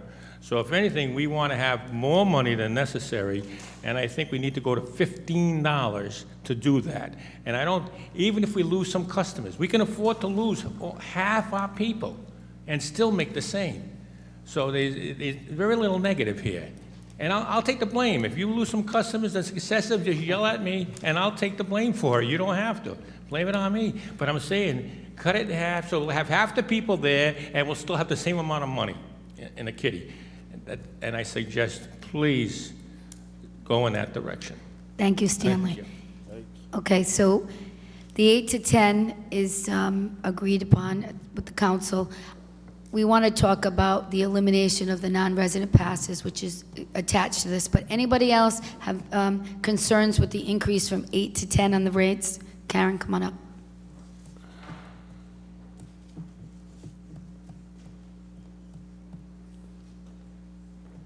Well, I'm concerned if you eliminate the non-resident passes. Yeah, so we were going to, Yeah, I know you're going to take sorry. that second, but it's directly going to impact, if you're eliminating non-resident passes, that's going to mean people that can't get a non-resident pass are going to have to pay more money. That's right, they're going to have to pay $10. And it's going to add up. And I just think the whole thing is, it's hurting families that come here to see their family, and it's going to be so expensive to come. It's a deterrent for families to come and visit their families. So even though you're treating it separately, I think there's a correlation. And if you're doing it as a way to curb the youth that come to the beach, probably $2 isn't going to make that much of a difference, but to me it's the whole principle of the thing that the family nature of Narragansett is being taken over by land investors and speculators and people that want to just have their families come and visit. It's gotten to be so expensive they might have to go elsewhere. Thank you, Karen. Okay, anybody else wishing to speak to the increase? And if not, we'll speak to the non-seasonal passes as well. Comment from the council? Steve, we went from 7 to 8 on the daily for what year? $7 to $8. What year was that? Went from 6 to 8 4 years ago. 6 to 8. I'm sorry, I thought it was 6 to 8 4 years ago, right? Because I remember doing that. And then, what was last year's? What was the what was able to be put into basically the fund balance for the beach after the season. I remember it's around 300,000. It was around 350,000. To clarify that number. So, right, everybody, 350 came in as revenue from the beach last year. Just wanted to clarify that. Okay. That was a net, right? Net, it's Yeah. about 350. Right, net, yeah. So anybody on the council wishing to speak to the non-resident seasonal passes? Do you have anything you want to say about that before I open to the public? Yeah, philosophically, we talked about it at the work session. We're looking at the beach in terms of peaking as the town beach for the residents, and that's where a lot of this is going. There's some, there's discussion. I want to hear what the public has to say about that, but that was the discussion at the work session and why these changes on 22A are being made. Yeah, and so at the workshop, and we did the workshop in Park and Rec, also heard them, but it was that balance of, making it more residential friendly, but still trying to make sure that we are attractive to, for tourism and things like that. So I'm interested too, because we've gotten a lot of activity on the non-seasonal passes, and that's been the biggest piece of this conversation. A lot of emails I know the council's had, and I know you've gotten quite a few responses on that. So I'd be interested to be open to that and to see what people want to do with that particular piece, because originally it was, the residents really wanted, no part of the non-resident piece, but the more we got the emails and the more communication, some of these people were saying, I've done it for 20 years, I've come here, so I'm curious to hear what the people say. We're certainly conscious of that, and Steve, you got to speak in the mic. we are certainly conscious of that and respectful of everyone. I mean, but again, our attempt is to try to be resident friendly here. That's right. We've been hearing these complaints for the last 2 to 3 summers, and the beach can only satisfy so many people. So That's right. that's the entire point. And And we you- heard it in the workshop. We heard it in the rec advisory board. Yeah, and you did a great job, so I think we'll open it up to the public and see. Thanks. Anybody wishing to speak on the fee schedule and the non-residential seasonal elimination of them, loud and clear. Come on, the guy in the back, I'm sorry. Come on up.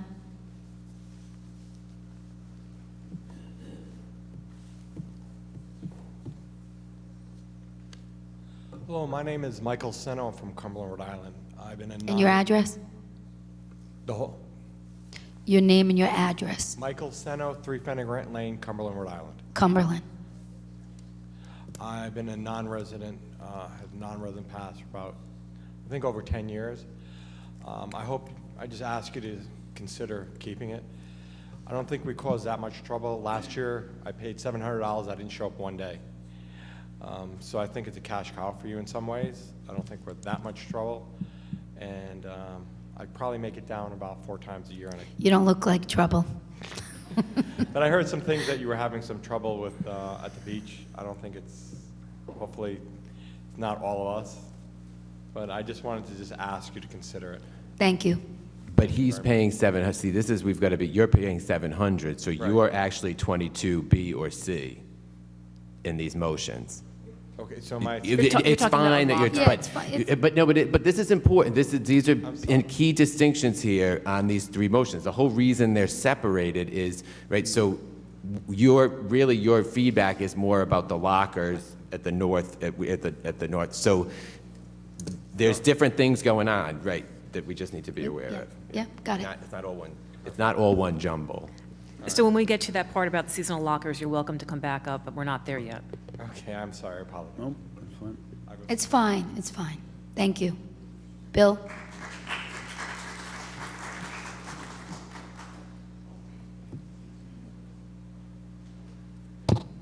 Bill Sinwald, S-Y-N-W-O-L-D-T, 30 Eagles Nest Terrace, Narragansett. I just want to clarify something for the record. My understanding is that although we're eliminating the ability to buy non-resident seasonal passes, that we still will have the capability to buy a transferable resident pass.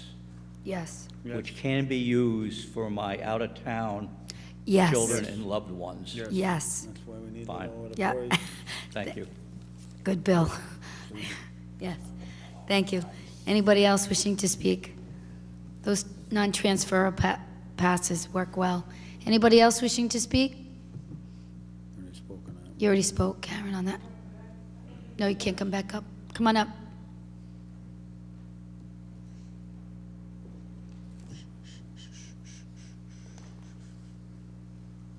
Hi, Leanne Miller, 60 Earls Court. I'm a little confused when you're talking about transferable passes. I'm not sure I really understand. My children grew up on the beach. Now they're in California, they're in Colorado, they're in DC. But trust me, they come back, and they come back a lot. $10 a day per person is just going to be it'll be gone. It'll be done. We've been doing this since they were born, since I was a little child. So I'm really confused as to what's being offered to families that have been here for a long, long time. And do we get a transferable pass that we can use within our family? Yeah, Steve, do you wanna Steve, come up? yeah, why don't you come up and explain? That's Yeah. confusing to us. Okay, good. We'll try to clarify that. So explain that to the public. Last year, we offered, at the council's recommendation, we offered a $100 resident taxpayer transferable pass. We offered previous years a $200 business transferable pass.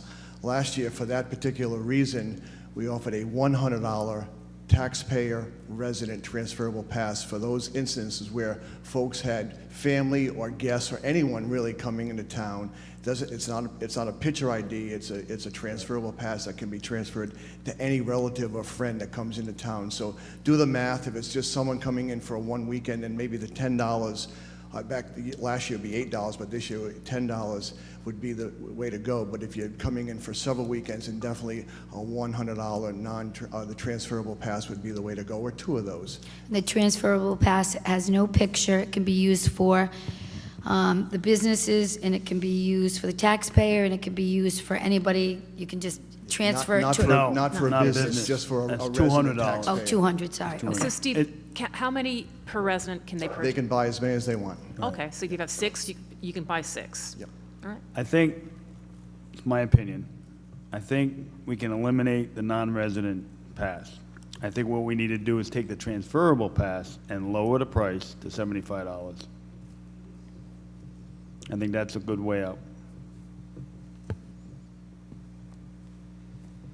And sell the transferable pass for 75. And sell the transferable pass for $75. And that Ma- gives the folks the opportunity to be more flexible for their guests. Good evening. Margaret Rogers, 68 Earls Court.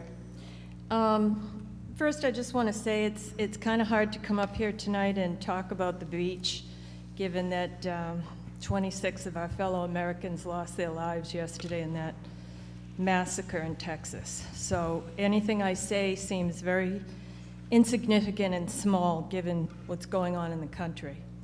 However, since the town is now considering this very significant change in beach policy, I feel an obligation to offer maybe a solution that you might consider. We know the results of the beach survey show that the beach is very crowded. Many residents, including myself, share concerns about the rowdy behavior by some of our youth, which really increased this year. Second, we know that the beach is our most fragile and precious natural resource, and we all want to protect it. So we have a youth problem because the town sold nearly 3 times the number of passes to non-resident youth that they sold to children who live in Narragansett. I believe it was somewhere in the neighborhood of 750 passes to children who reside in Narragansett versus almost 2,400 to children that don't live in Narragansett. That, to me, seems to be the nexus of the problem. Now, by eliminating the non-resident passes, you're actually hurting many residents. Let me give you an example. I moved here because of the beach, like many people. So my son visits me 3 days out of the year in the summer. When he comes, we often don't go to the beach because it's too crowded, but he might like to walk on the beach with his dad in the morning. So I would have to buy a $100 transferable pass for him to have that privilege, which I do. I spent $300 on passes last year. I buy my older children who live in Massachusetts and can come visit me occasionally during the summer a $50 pass for Christmas. That's a non-resident picture pass that I give them as a Christmas gift, and you're taking that away from my family. You're telling me, no, you have to spend now $100 and have a transferable pass. So that pass is now going up from $50 to $100. That's $200 for my 2 adult children to have the privilege to walk on my town beach that I live in and pay taxes for to maintain. You're relegating me to the same status as someone that lives in Taiwan, Hawaii, or New York. That's essentially what you're saying. So one solution, I think, would be to create a family-friendly family and friends program. At $50 each, okay, go ahead and eliminate the non-resident passes. That non-resident is very confusing. But you could limit 4 passes to a household. And the beauty of this is it helps restore a lot of the lost revenue that you're going to be losing from eliminating these passes. You could also limit the number of youth passes. Instead of selling 3 times the amount that you sold this year, limit them to 500. Or if you want to keep the non-resident pass, limit them. Limit them to people that live in the community, if you'd like to do that. At least that's family friendly. Now, I'd like someone to explain to me how keeping Marie and Myron Waldman, who live in South Kingstown, and come to our beach. Marie lived here for 40 years. I have her permission to say this tonight. She and her husband walk on our beach in the summer and they buy a $20 senior citizen pass, and you're not allowing them that privilege anymore. Thank you. So please take your time and think this through. Don't do it tonight, please. Thank you. Anybody else wishing to speak on the motion? You know, there is a lot to think about, and I know that, again, we've gotten a lot of communications. Mr. Moretti has something that he would like me to read. He's unable to be here. Let me see if I can find it. Anybody else from the council wanting to say anything? This is from Mr. Moretti. He says, sorry that he couldn't be here tonight. He apologizes that he was unable to attend. Although not here in person, he has reviewed the agenda item in details and has a comment to make on the changes in the beach policy. Mr. Moretti is firmly against any elimination of non-resident locker leases.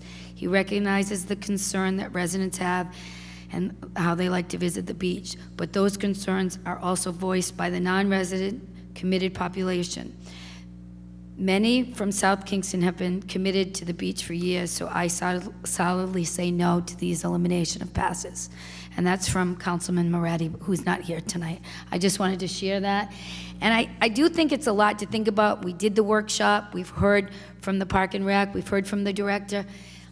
So I'm not sure we want to rush this tonight, actually, because I think Meg's family and friend package, you know, we heard some ideas, and I would urge somebody on the council to table that so we can spend a little more time on it. It's not necessary that we decide right this minute. What do you think? I have mixed feelings. I think that there are 3 different things here. So, and I don't want that to get lost in it, that because the feedback from the workshop, which was very well attended, was very strongly for 22A. I mean, it was. I know people here don't feel that way, but it was very, very strong to have that. And that then you have these other options of the lockers, which we could tinker with the locker program, because I understand some couples from Narragansett then have someone from South Kingston on their locker, and we could say maybe we continue to allow that because we've gotten feedback on that. So we can table the whole thing, but 22A to me kind of is in keeping with the philosophy of the beach for the residents. It is. It just eliminates that non-resident thing. No, So I agree, and that was the biggest thing that came out of the beach workshop and the majority of emails that are coming in, and you know, Meg's solution, let's take a look at that, because if we really want to come up with a program that's going to be the best fit for the Narragansett residents, right? And that's, you know, we appreciate all of our out-of-town visitors, we do, but it's not our obligation to make something that's special for you. It's our obligation to make sure that our tax base here has the rights and privileges that they most deserve. We're happy that you're calm, and we do note that you still can have a daily pass. yeah, because they still can buy it every Yes, day. absolutely. Yeah. Well, I think we're kind of forgetting we are a tourist town. We're kind of biting the hand that feeds us. By Yeah, but- eliminating non-resident passes, you know, we're just kind of rolling up the carpets and saying, no, Seasonal we're passes. closed. Yeah, Seasonal passes, they can still come, and it's not the taxpayer's job to be, promote businesses in town. It really Well, isn't. it has been for the last, they've had these passes, and, I just think times they are eliminating, changing. going cold turkey for these folks is kind of, an overshot. I understand that, the beaches are crowded. I think raising the fee a little bit's gonna temper that. But I think the way out of this is a transferable pass. Lower the price to 75, and then a transferable pass. You got a buddy that lives in town in Narragansett, he can buy one for you. At the beach workshop, though, it was very clear, and I think Matt and Jill, you're right on that end. People that came to the workshop, and there were probably maybe 40 or 50 people, were residents and really wanted us to balance it more residential friendly. Had a lot of complaints about the juveniles and the parking and the crowding. So we did hear that night. I know people are here tonight. It's a little bit late because we had the workshop and we had Park and Rec. So I tend to agree with more of the residents, but I'm willing, with the absence, of Mike, to wait a couple weeks, but whatever the pleasure is. If you want to vote on it, we can Is vote on it. Patrick the 75? Would you want to go 75 and 150? Is that what you're saying? 75 for resident? No, the business transferable can stay at 200. Which is also a non-resident transferable. Right. So you're saying the resident transferable to Resident 75? Resident transfer, you knock that down to 75. You give people who are non-residents the opportunity to have his neighbor buy one, and it's a transferable pass. You don't need an ID. You can come and go as you please. I'm open to that And that unless will there's keep a the problem. income. So That you're- should offset the income. So a resident of Narragansett would need to sponsor someone coming in, is that what you're If they saying? want, I mean, But that's the standard it would be, they'd have to, No, the resident, Well, I it would be, no, a resident could go and buy 6 passes, but they'd be 75 each instead give of one to 100. his neighbor. So if their loved ones have left town, grown up and left town, Mm-hmm. instead of paying 100, Right. they're paying 75. It's a compromise. Yeah, I think it's, what do you guys think of that? And I think that would keep the income about the same. What do you think of that modification, Mr. Director? I've always said we could live with what we were running with last year. It's your, you Yeah. provide the policies and we work with it, and we're perfectly all set with that. I do want to mention though, we need to continue being able to conduct the business of our office, and we have to get our policy books together. It takes a lot of time for us to do that, and we also have to send the bills out for January to get going. So we could maybe wait another meeting, but we can't get into December or January. That's why we like to Okay. have our workshop in September and keep this going. So If we can approve the first of the 3 motions, though, you can start to print out yes, fees. yes. And then it's the policy of all the South Kingston couple and that whole storyline and the Cumberland at 700, which we could take time with. But if we can do 22A, it allows for the efficiency. And I get where people were coming from tonight, but I think the philosophy and the feedback from the workshop and from what we're getting is the pendulum needs to start to swing more toward it being a town beach. Right. And then in the event next year, there's nobody on the beach. Right. The pendulum can swing back. So with the fees that Steve has, I would make a motion to amend the resident taxpayer transferable pass fee to $75. Second. Any discussion? Meg?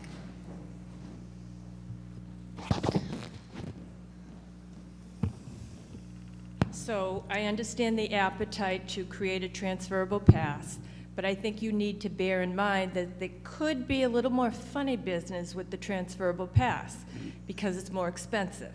So whereas I mentioned the example that I buy a $50 pass for my adult children as part of their Christmas gift, you're now raising that to 75. Right. Yes. You're raising that to 75. But So- there's no picture. You can buy But the beauty two. of the picture is that there's no cheating. Right. That's the beauty of the picture. The transferable pass is an awesome idea. I advocated for it. However, there could be funny business with it because it's so expensive for people that people are gonna feel, maybe I can use three times in one day. Maybe I can get 4 or 5 people in and just pass it back and forth. Maybe you can walk on the beach, then you can hand it to your sister-in-law. It's going to happen. Well, if Steve, it do you wanna- wasn't, it is now. We're going to look at the numbers. If the transferable pass sells, if it skyrockets in sales, then we're going to know, it's going to be, not know, but we'll have an instinct that people are doing that. But Yeah, I mean, there's going to be an uptick, and I'm sure there's going to be some abuse. I mean, good God, we're humans. I mean, of course we're going to abuse it. But I think this is a vehicle that we can see what happens during the summer, and then go from there in Yeah, I mean, that's the next other- September. That's the other thing, we can give it a try. Every Give it a season, trial we for a evaluate season. how the beach goes and what the issues are, and then we sort of change the policies based on those seasons. I actually think it's a pretty good compromise. And at this point, if we can vote on that amendment, is there anybody else that's wishing to speak? Cameron. Oh, I forgot her name.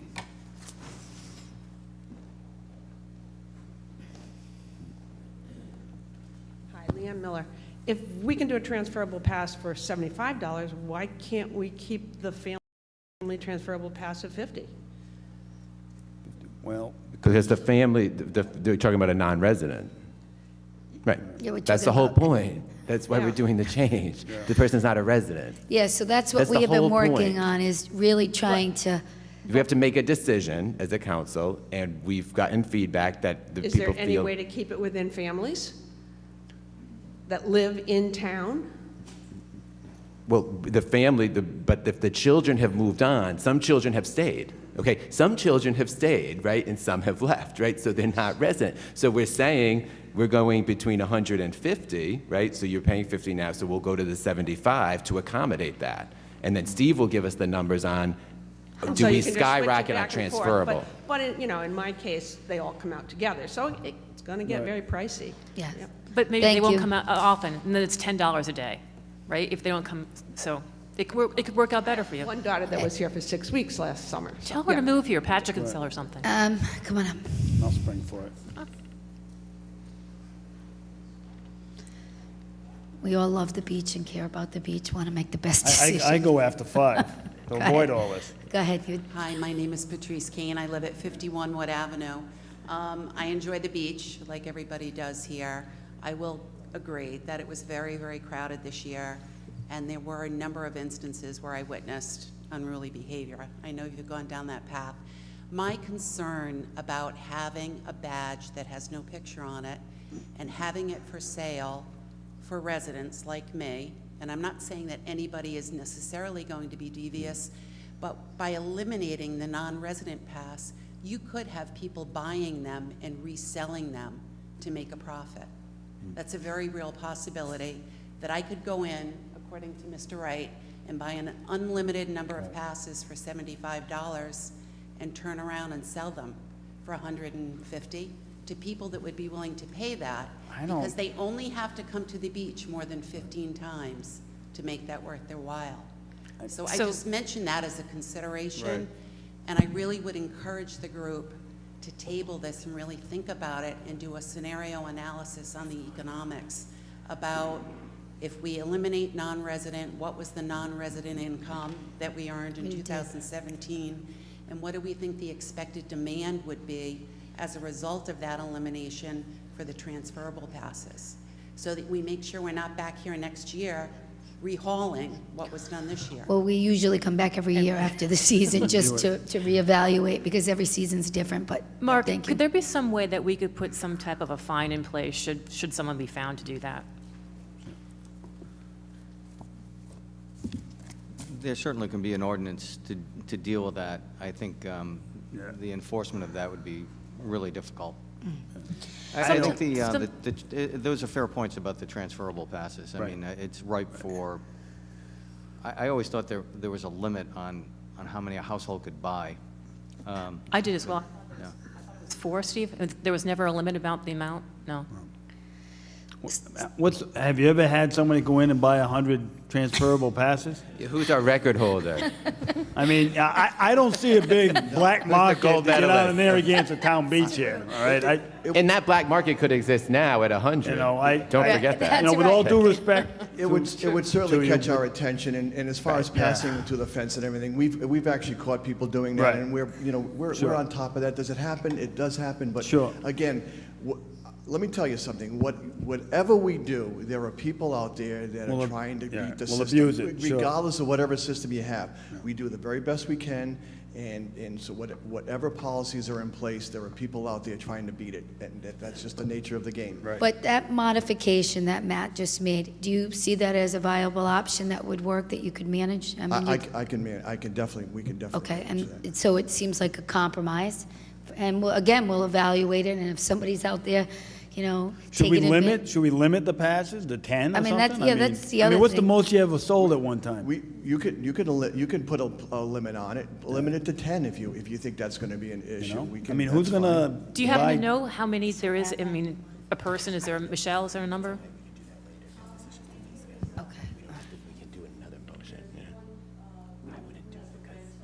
But that's business. That's a business. Businesses are different. Businesses are That's a different. whole- we don't wanna about a touch that. We're talking We don't about want- a yeah. residential Right. purchase. I'd say 10. Resident or taxpayer, But- right? Resident or taxpayer? Yeah, resident taxpayer, put a Right. limit of 10 on there. Before But we on the did the limit, 22A, we're not going to talk about the limiting the numbers, because we're going to do that on another motion. Do you understand? So Yeah. for this one, it's just offering the transferable. And lowering the price to Yeah. 75. Okay, I think that's good for number 22A. Yeah. Any other Yeah. And then we concerns can about move on. that? And when we come back to that, Steve, maybe you and Michelle can give us Sure. some with more research and tell us a number that might be a better number than 10, if 10's not the right number. I'm just saying, that when that does come back up, Steve, maybe you and Michelle could take a look at the past sales and give us a number. Maybe 10's not the right number. Maybe it's 6. Maybe it's 8. Sure, absolutely. Thank you. Cheryl? 22A, yep, the fee schedule. All right, so can you say your amendment again, and we'll get a second on it? amendment to have the resident taxpayer transferable pass be amended to $75. Do I have a second for I that? second that. Any more discussion? All those in favor? Aye. 4-0, motion passes. Now you got to do the whole motion. 22, huh? Now you got to do the whole motion, 22A. That was just the amendment. All right, so a motion to adopt the established beach fee schedule for 2018. That's 22A, right? Yeah, that's Okay. 22A. With that amendment. This is the whole Yeah, underlying yeah. motion, and we voted on the amendment. Yeah, and so now I just read the motion, you amended it, right? So Do you got say that, yes. Ann? Second. So moved, second. Okay, so all those in favor of the amended Aye. motion? Aye. Non-resident is listed on your schedule. We know. Yeah. Yeah, thank you. Okay. That- We just yeah, eliminate. which- Thank you. Eliminate. Yeah, no. On 22A. And right we there. put the $75 in, correct? Yes. Yes. Okay, now we're on 22B. Right. A motion to authorize the elimination of all non-resident admission passes with the exception of those presently sold from season 2017 and earlier in the residential North Pavilion changing room and resident South Pavilion locker packages. And do I have a motion? So moved. A second? Second. Discussion. Steve, can you come on up? So can you just summarize the intent of this motion? Okay, so this was probably, other than, well, all three were the biggest, equal complaints, but Town Council President was with me on several weekends walking the lots because of this number one complaint. And we have, in the lots, we have total lot size with all of our lots at 986 spaces. We sell 370 non-resident passes. That's within our locker packages at the South Pavilion and North Pavilion. So we heard all summer long, particularly on Sundays, if you take a look at this past summer when we did the workshop, we had a an iffy summer, but basically Sundays were the best summer days. And so that's when we had a lot of heavy beach traffic. What happened was a lot of our residents showed up 9:30, 10 o'clock in the morning, could not find parking in the north, and then a little bit later in the south lot. We walked the lots, and because our stickers say NR on a non-residents, they're sold through the packages, we were able to determine how many spaces were being taken up with our non-residents packages. So the only thing we can do, the only thing I could do to recommend being able to minimize this problem is to not renew the South Pavilion packages, which would eliminate, in the South Pavilion, would eliminate 181 parking passes for the summer of 2018. And yes, that is very upsetting to our good neighbors in South Kingston and North Kingston, and I get that. Believe me, this is not an easy decision on our part. We worked it through the Rec Advisory Board, we worked it with the workshop, but if you're there every weekend and listening to our residents who are obligated to be able to satisfy on a day in and day out, again, with only 986 parking spaces on any given weekend and holiday, and we're selling 370 non-resident passes, something has to give. And so the idea is, yes, we are selling non-resident passes through the North Pavilion packages, and that's why we had said we're going to respect our residents that partner with non-residents and give them the opportunity to keep those packages in perpetuity until they decide not to renew those leases, and then eventually let those not be able to be renewed in the future too, eventually not having any non-residents parking passes in any of our lots. That was the goal, at least for the 2018-19 season. Thanks for that summary, Steve. Thanks. Anybody from the council? Yeah, I don't think we're paying this guy enough. I agree with that. What this guy goes through. Jeez. Thanks, Steve. We'll hear from the public. Not easy. Cheryl?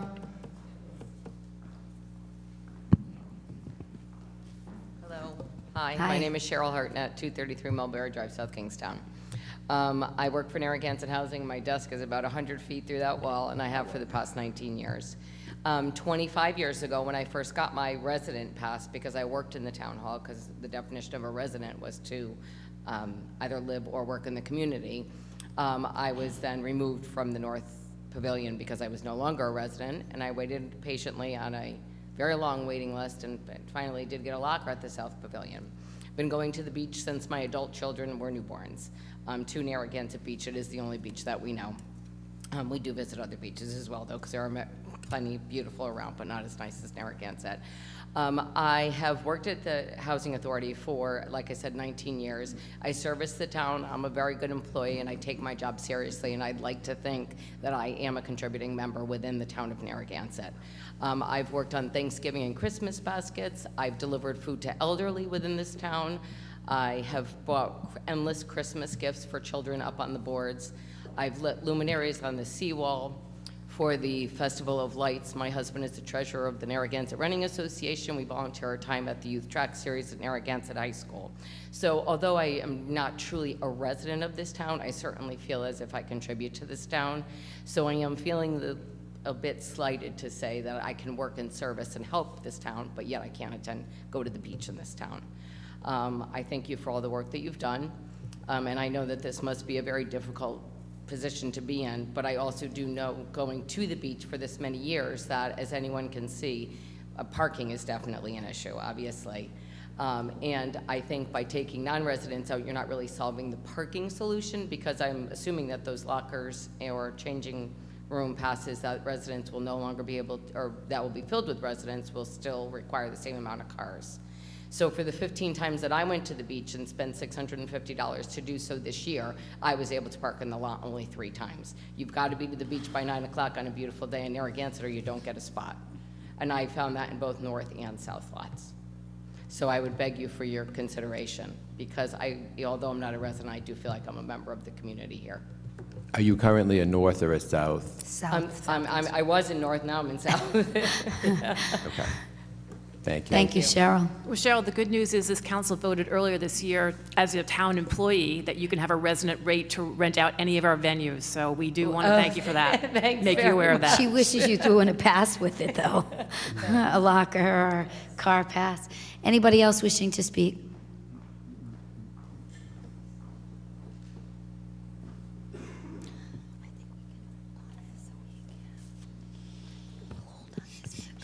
My name's Ellen Jacobson. I'm from Cranston, Rhode Island. Did the council ever consider, thank you, that if you didn't have people sharing, if you just had one person own a locker, south or north, non-resident or resident, how about if you don't allow them to share? That would cut the amount of cars in half, and everybody would be able to get a parking space. I've lived here for 70 years. I now live in Cranston. I was taken off my locker that I had that many years ago, and now I have a locker at the South Pavilion, and I do share it, but if you took away the sharing aspect of it, you would have many less cars. Did you ever consider that? So everybody would go to the beach in that one car. Exactly. Yeah, I've thought It about that. sounds like an intelligent way to handle things, rather than Unless you have a big throw- family. No, I don't. But No, I'm just saying, unless in the community you do, one car might not work for a big family. well, it's just a suggestion. Yeah, we've and I been think thinking it's a about it, good and I one. appreciate all the suggestions, and we're going to consider everything we can. Thank you. Thank you. Anybody else wishing to speak on this motion? We're on 22B. We're on the 22B. You're welcome. I just wanted to mention one other statistic that I forgot to mention earlier. There are 218 lockers in the South Pavilion. I mentioned this at the workshop. It was a pretty good statistic that everyone should notice.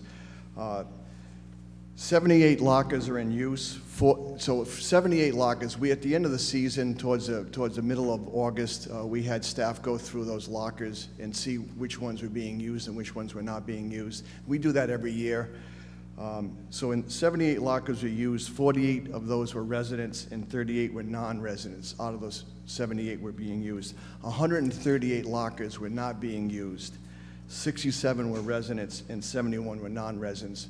And that tells us that, again, the South Pavilion is being primarily used for just the parking passes only. People aren't using those lockers for storage. They're using They want them to get on and get in the parking lot. The parking pass is the most valuable asset for those lockers. So, Thanks. Oh, we still have a couple hands. Come on up. Did you? You just spoke, right? Yeah, you can't come back up. Thank you. Karen, did you speak on this motion? Nope. Okay, come on up.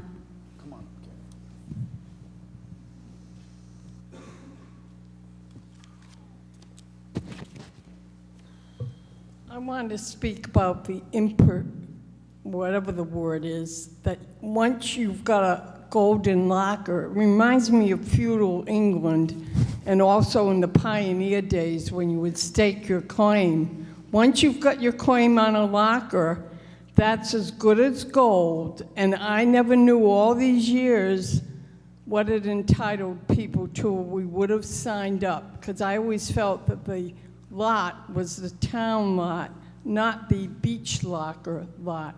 And I think it's very unfair that you put non-residents over residents as far as being able to keep these lockers forever. I think it's wrong. We're the residents, and just because they had a locker doesn't mean they should be able to keep that forever. I think it's so wrong. And by the way, I have 6 children, 5 of them are married with husbands. So how are you going to, if you limit the number of passes you can get, King Solomon will have to be called to the stand. Thank you, Karen. Anybody else wishing to speak on this motion?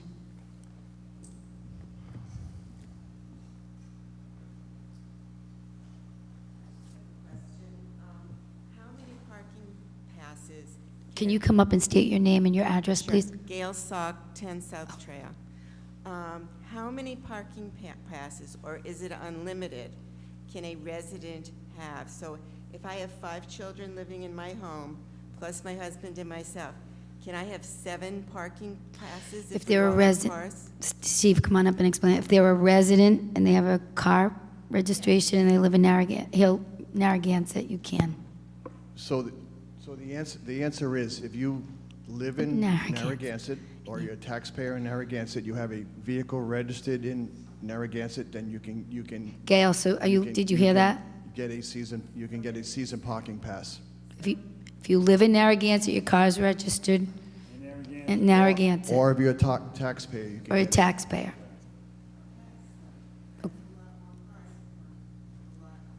Yes.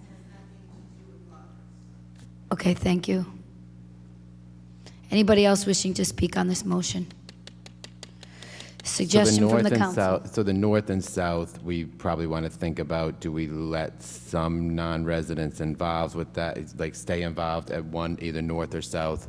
It looks like we're not ready to vote on B and C, to me. So, How does the rest but I of don't the know council feel? how everyone else feels. Yeah, these ladies have been here for C Yeah, since 6:30. Yeah, hold on, we're right now on 22B. They're pretty closely related, though, B and C. Yeah, so we're trying to figure out if we have any consensus, should we hold off? I just want to hear from my colleagues, what you I would think. move to continue 22B if the council would be agreeable to that. So move to continue 22B. Do we have a second on that? Second, yeah, let's continue. On B? Second. Steve, are you okay with that if we do this, to continue it? So the ladies in the back, they were here for 22B? C. They're C. Oh, okay. All right, I just didn't want to leave you out, okay. Watching this closely. We have a motion for 22B to be tabled for 2 weeks. For 2 weeks? Yeah? Continue it, continued, motion to continue, I'll restate the motion to continue till the next meeting. And I have a second for that? Second. Okay, all those in favor? Aye. Aye. 4-0. Motion passes. We'll continue 22B for a couple of weeks. 22C, a motion to authorize the elimination of all non-resident South Pavilion locker lease packages and the ability to obtain one additional non-resident parking pass and non-resident beach admission passes for all new leases in the North Pavilion changing room and the South Pavilion locker resident packages. Do I have a motion? So move. Do I have a second? Second. For discussion. Anybody from the council? I don't know, man. Okay. I tell you what, I don't think I'm going to the beach next summer. I thought you only go after 5. No. Come on I up. want to go after 5. Yep, come on up. This is 22C. Steve, and when she speaks, and you want to summarize a little bit?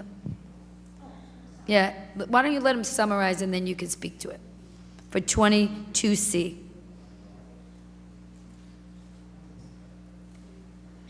These are very involved motions that mean a lot to the residents and non-residents, so we want to be clear. 22C, go ahead, Mr. Wright. If Okay, it so rains this- out that day, This is the one that I was explaining earlier about any existing South Pavilion and North Pavilion packages have the ability to lease to non-residents. So what we were going to do is eliminate all non-residents from the South Pavilion lockers and to obtain, and also the ability to obtain additional non-resident parking passes and beach passes for all new leases in the North Pavilion changing room. So what's happening in the North Pavilion changing room is any existing North Pavilion changing lessees that partner with relatives or friends will be able to continue to be able to do that in perpetuity until they decide not to renew that lease. So we're giving them the respect to be able to continue that so that comes out to I So have the that number, I ch- think it's about so 486. the change of- 486 people, non-residents, will be able to continue to do that at both pavilions. Oh, in both pavilions. So those are existing residents That are there now. leasing packages, either lockers or changing rooms in the South Pavilion and North Pavilion, that either partner for those lockers with relatives or friends in both of those pavilions. And what we're saying to them is, we're not going to remove that ability to do that for the 2018 season and in the future until they don't renew that any longer. Right. But any new leases will not be able to have non-residents included in that Right, package. so I'm in the north, so that would mean the visitors I have, I could do that. Matt's in the south, just say, hey, he could bring in his visitors. The people that are presently there would continue that status. That's correct. But no newcomers, it would be the existing people that are there now. Yes, and you wouldn't be able to have non-resident passes included in that package if you were brand new to the system. And again, that is to try to eliminate the number of parking passes, because as someone mentioned, you can still, as a resident taxpayer, get as many parking passes as you want, but through these packages, we're able to, remember I said 370 non-resident passes are out there, so we're trying to reduce the number of passes that are available. So one more time, so if you're a North Pavilion or a South Pavilion, Narragansett resident or property owner, and you're currently you're sharing that locker with someone who's not a resident, Right. Stay. that's okay, grandfathered. That's great. So it's only going to be anybody who's going to be coming in new that would be different. So an example is, let's just say I have a locker in the North Pavilion, and I currently have somebody from Exeter that's sharing it with me. If that stops, I do not have the option of bringing somebody in from any of the other fine towns in the state or anywhere. They'd have to be a Narragansett resident. That's correct. It'd have to be, you could partner with someone from Narragansett. You're keeping track of all that? I'm keeping track of all of it, yes. Damn. Yes, Okay, and I yeah, am that's getting- it. I'm No, getting paid you enough. explained it well. Michelle. I mean, I think that was a pretty clear explanation. Thank you, Steve. Would you like to come up? Thanks, Jill, spelling that one out. My name is Lori Rosewell, and I live at 90 Helen Avenue in Warwick, Rhode Island. So obviously, I am a non-resident. When I took my first lease on a locker, I believe it was 27 years ago, no one was interested in lockers. I walked up to the window and I said, I would like a locker. And they said, okay, write your check and you can have a locker. So I understand all of the complications that have happened over the past 27 years, but I would respectfully request that you grandfather those of us who have had them for such a long time into being able to keep them, because it is a way of life. I've raised my children coming to the beach, and it is a way of life. And to lose that now is very sad. So I'm just asking that you consider grandfathering longevity in. Thank you. We are, right? We are doing that, right? I mean, No. they're not taking it No, away. if the primary, I'm not a Patrick, is resident. not, there's some that the I'm the primary, primary person, and I'm not a resident. we're But you're not, partnering up with somebody else, right? she's No, not no, partnered. She's a non-resident, Patrick. I'm a So non-resident. she's gets- from Warwick, yeah, right. Oh. But the good news for you is it looks like option number 2B, we're going to be looking at maybe potentially doing something for non-residents for season passes. That is still going to be tabled by us. Well, Steve, how many current residents are waiting for a locker at either pavilion?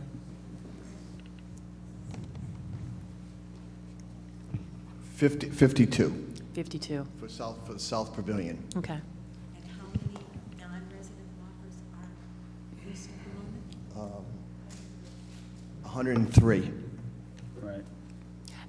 So we have a waiting list again for 52? That's correct. Okay. Is there a price differential from resident, non-resident? Yes.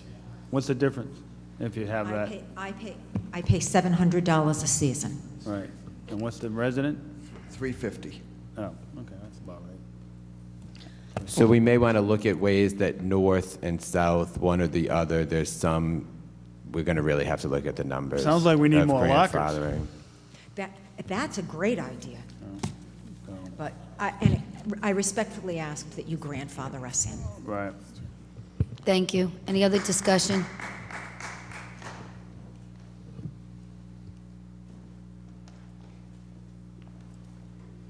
My name's Ann Horahan, and I live at 243 Orchard Woods Drive in Saunderstown. Hi, Ann. Hi, Sue. I grew up in Narragansett. I graduated from Narragansett High School. My mother still lives here in Narragansett. However, I live just over the line in Saunderstown. But I have had a locker for many, many years. I did use my locker when my children were younger because we kept the boogie boards and, chairs in there. But they are grown, and so now I really don't need the locker, but I still want the parking pass. So I pay $600 with the option of paying $700 if I wanted that second pass. And I would suggest that perhaps you consider limiting the non-residents like myself to one pass, just one parking pass. Don't give us that option of having two. That would save a number of spaces right off the bat. Right. I checked on the website today, and it said there were 44 residents waiting for a locker, and there were 404 non-residents waiting for a locker.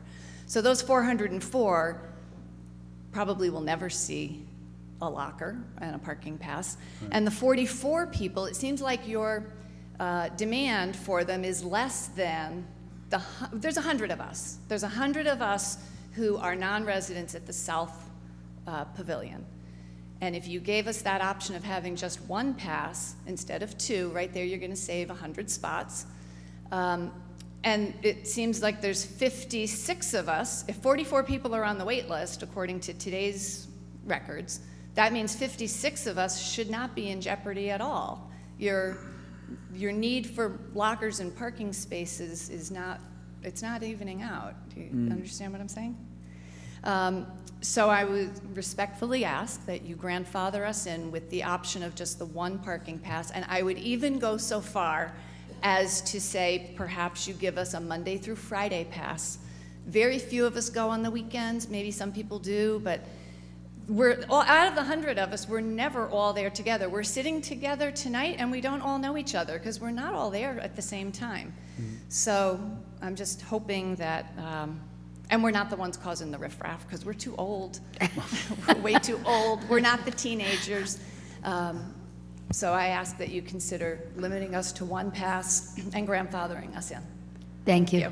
Steve, what is your experience once people know about an opportunity such as the beach locker opening up? So if we were to announce to the town that there are opportunities for a locker, I mean, we just had this happen at Middlebridge with Dock Space. What is your experience as far as people wanting to then purchase or get on that list? As far as getting into the South Pavilion? Yeah. Well, right now, the website says 42, but we don't update that website on a regular basis. So I think Michelle said there was 52. We haven't been advertising as we've been waiting to see what happens here. And so basically we haven't really put the word out about, and to be honest with you, in our CIP and my CIP for the next year, we really want to renovate inside the South Pavilion and make it a little bit more user-friendly because right now they're cubicles, so we really don't want to really enlarge that anymore. We really want to kind of maybe even reduce them in size. So that's why I really don't want to go with the numbers at this point. So what you're saying is that there's a really good chance that a majority of people in Narragansett don't even know that they would have an option for a beach locker? Well, if they do, they prefer the North Pavilion. Okay. Thanks. And it sounds like if he gets the money for the renovation, he's not going to want to open up the wait list, and at least for another year. Steve, right. Non-resident South Pavilion. How many are occupying that facility? There are 103. 103. 103 non-resident. Okay. Now, you talked about them sharing a locker, right, before, right? Now, who's sharing lockers? Non-resident with resident or non-resident and non-resident? In the North Pavilion and the South Pavilion, there are residents sharing with non-residents, yes. Well, and you got 52 residents waiting. That's correct.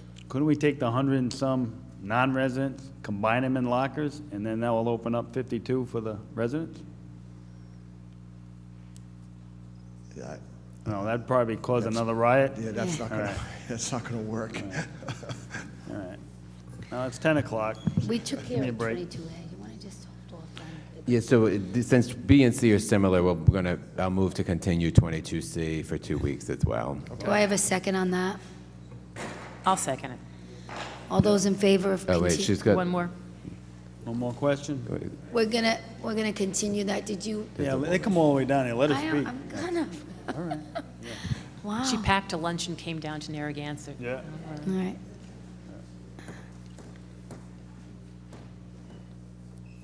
Hi, I'm Linda Camerzell. I live at 74 Fox Ridge Circle, Wakefield. I would really just echo some of what the other people have said that they've been up here.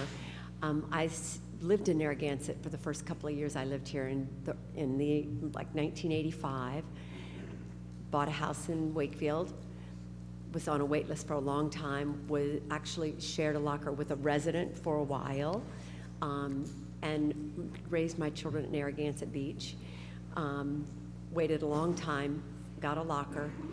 And part of what I guess I don't understand is that the amount of money that you're making on the non-resident lockers is twice what you're going to make, you know, financially on the other lockers. Right. And it just, I know I can speak for many South Kingstown residents who constantly support the town of Narragansett, the beaches at Narragansett. And it's really one big community if you look at it that way. And to feel like we would just lose that privilege that we've had for this long time that we waited for is really upsetting. I know that. I know that I've been a part of this beach and a part of this town in terms of supporting it for well over 30 years. And I think that's what the people around me are echoing. I would respectfully ask that you consider grandfathering in the people that had those residents. We are not the youngest people around. Eventually, we will probably not be around because we can't continue to give that to our children or, you know, whatever. Right. But I would respectfully ask that you consider doing that. Right. Thank you. Thanks. We have a motion to continue for 2 weeks, and we have a second. All those in favor? Aye. Aye.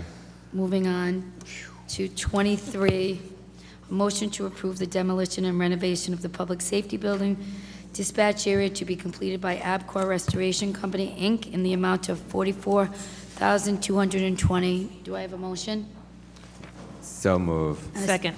Any questions? Any questions from the public? All those in favor? Aye. Aye. 4-0, motion passes. 24, a motion to waive the current policy and authorize the use of the general construction services contract with Abcor Restoration Company, Inc. for the renovation to the flooring of the fire department side of the public safety building in the amount of $54,330. Do I have a motion? So moved. Do I have a second? Second. Any discussion? Any discussion from the public? Seeing none, all those in favor? Aye. Aye. 4-0, motion passes. Number 25, the town council president appoints or reappoints an individual to the Historic Commission for unexpired 3-year term to end January 1st, 2020. I am going to make the appointment of moving Judith Anderson as the alternate up to the full-time position on the Historic Commission, and then I'm going to move Megan Murray as the alternate for the Historic Commission. So those are the 2 appointments. Do you have that, Ian? Do I have to take a vote on that? No. All right, so that's by the charter. All those in favor? Aye. Aye. 4-0, motion passes. 26, a motion to appoint or reappoint an individual to the Juvenile Hearing Board for a 3-year term to expire on November 1st, 2020. We have Brother James Martineau, who is a reappointment. Move to reappoint Brother James Martineau. Do I have a second on that? Second. Yep. All those in favor? Aye. 4-0, motion passes. A motion to appoint or reappoint an individual to the Personnel Appeal Board for a 5-year term to expire September 1st, 2022. And we have John Kennedy that is asking for reappointment. Do I have a motion for John Move Kennedy? to appoint John Kennedy to the Personnel Appeal Board. Do I have a second? Second. All those in favor? Aye. Aye. Aye. Motion passes 4-0. 28, a motion to appoint or reappoint an individual as a member of the Towers Committee for a 2-year term to expire on October 1st, 2019, and appoint an individual to the Towers Committee as a representative of the Narragansett Historical Society for a 2-year term to expire on August 1st, 2019. We have a reappointment for Donna Chernick. Move to reappoint Donald Chernick. Do I have a second? Second. All those in favor? Aye. We have Linda O'Neill, who is asking to serve on the Towers. Do I have a nomination for that? Motion to appoint Linda O'Neill as the Historical Society representative to the Towers. Do I have a second? I second. All those in favor? Aye. 4-0, motion passes. Number 29, a motion to schedule an annual Town Council and School Committee work session on the school budget as required by Rhode Island General Law 16-2-21-3. The date given is December 4th at 6:30. Do I have any issues with that date? It works for the school committee. Okay, all those in favor? So move. Second. All those in favor? Aye. The scheduling is 12-4 at 6:30. And the last one is a motion to schedule a work session to interview candidates for an appointment to the planning board. And we have 11:20. We had originally said 6, but can we say 6:30 because we have an executive at 5:30 that we're going to post. So we'll say 6:30. And can you just Move. tell us how many candidates before we vote on that? Yeah. Do you know offhand? So that's 6:30 for interviews for that night. Most of them you've already interviewed, so I was going to ask you about that later. Okay, thanks. So 11:20, 6:30. Move to schedule interviews for planning board at 11:20 at 6:30. Do I have a second? Second. All those in favor? Aye. Aye. Motion passes 4-0. Do I have a motion to adjourn? So move. I'll second. All those in favor? Aye. 4-0, motion passes. Good night.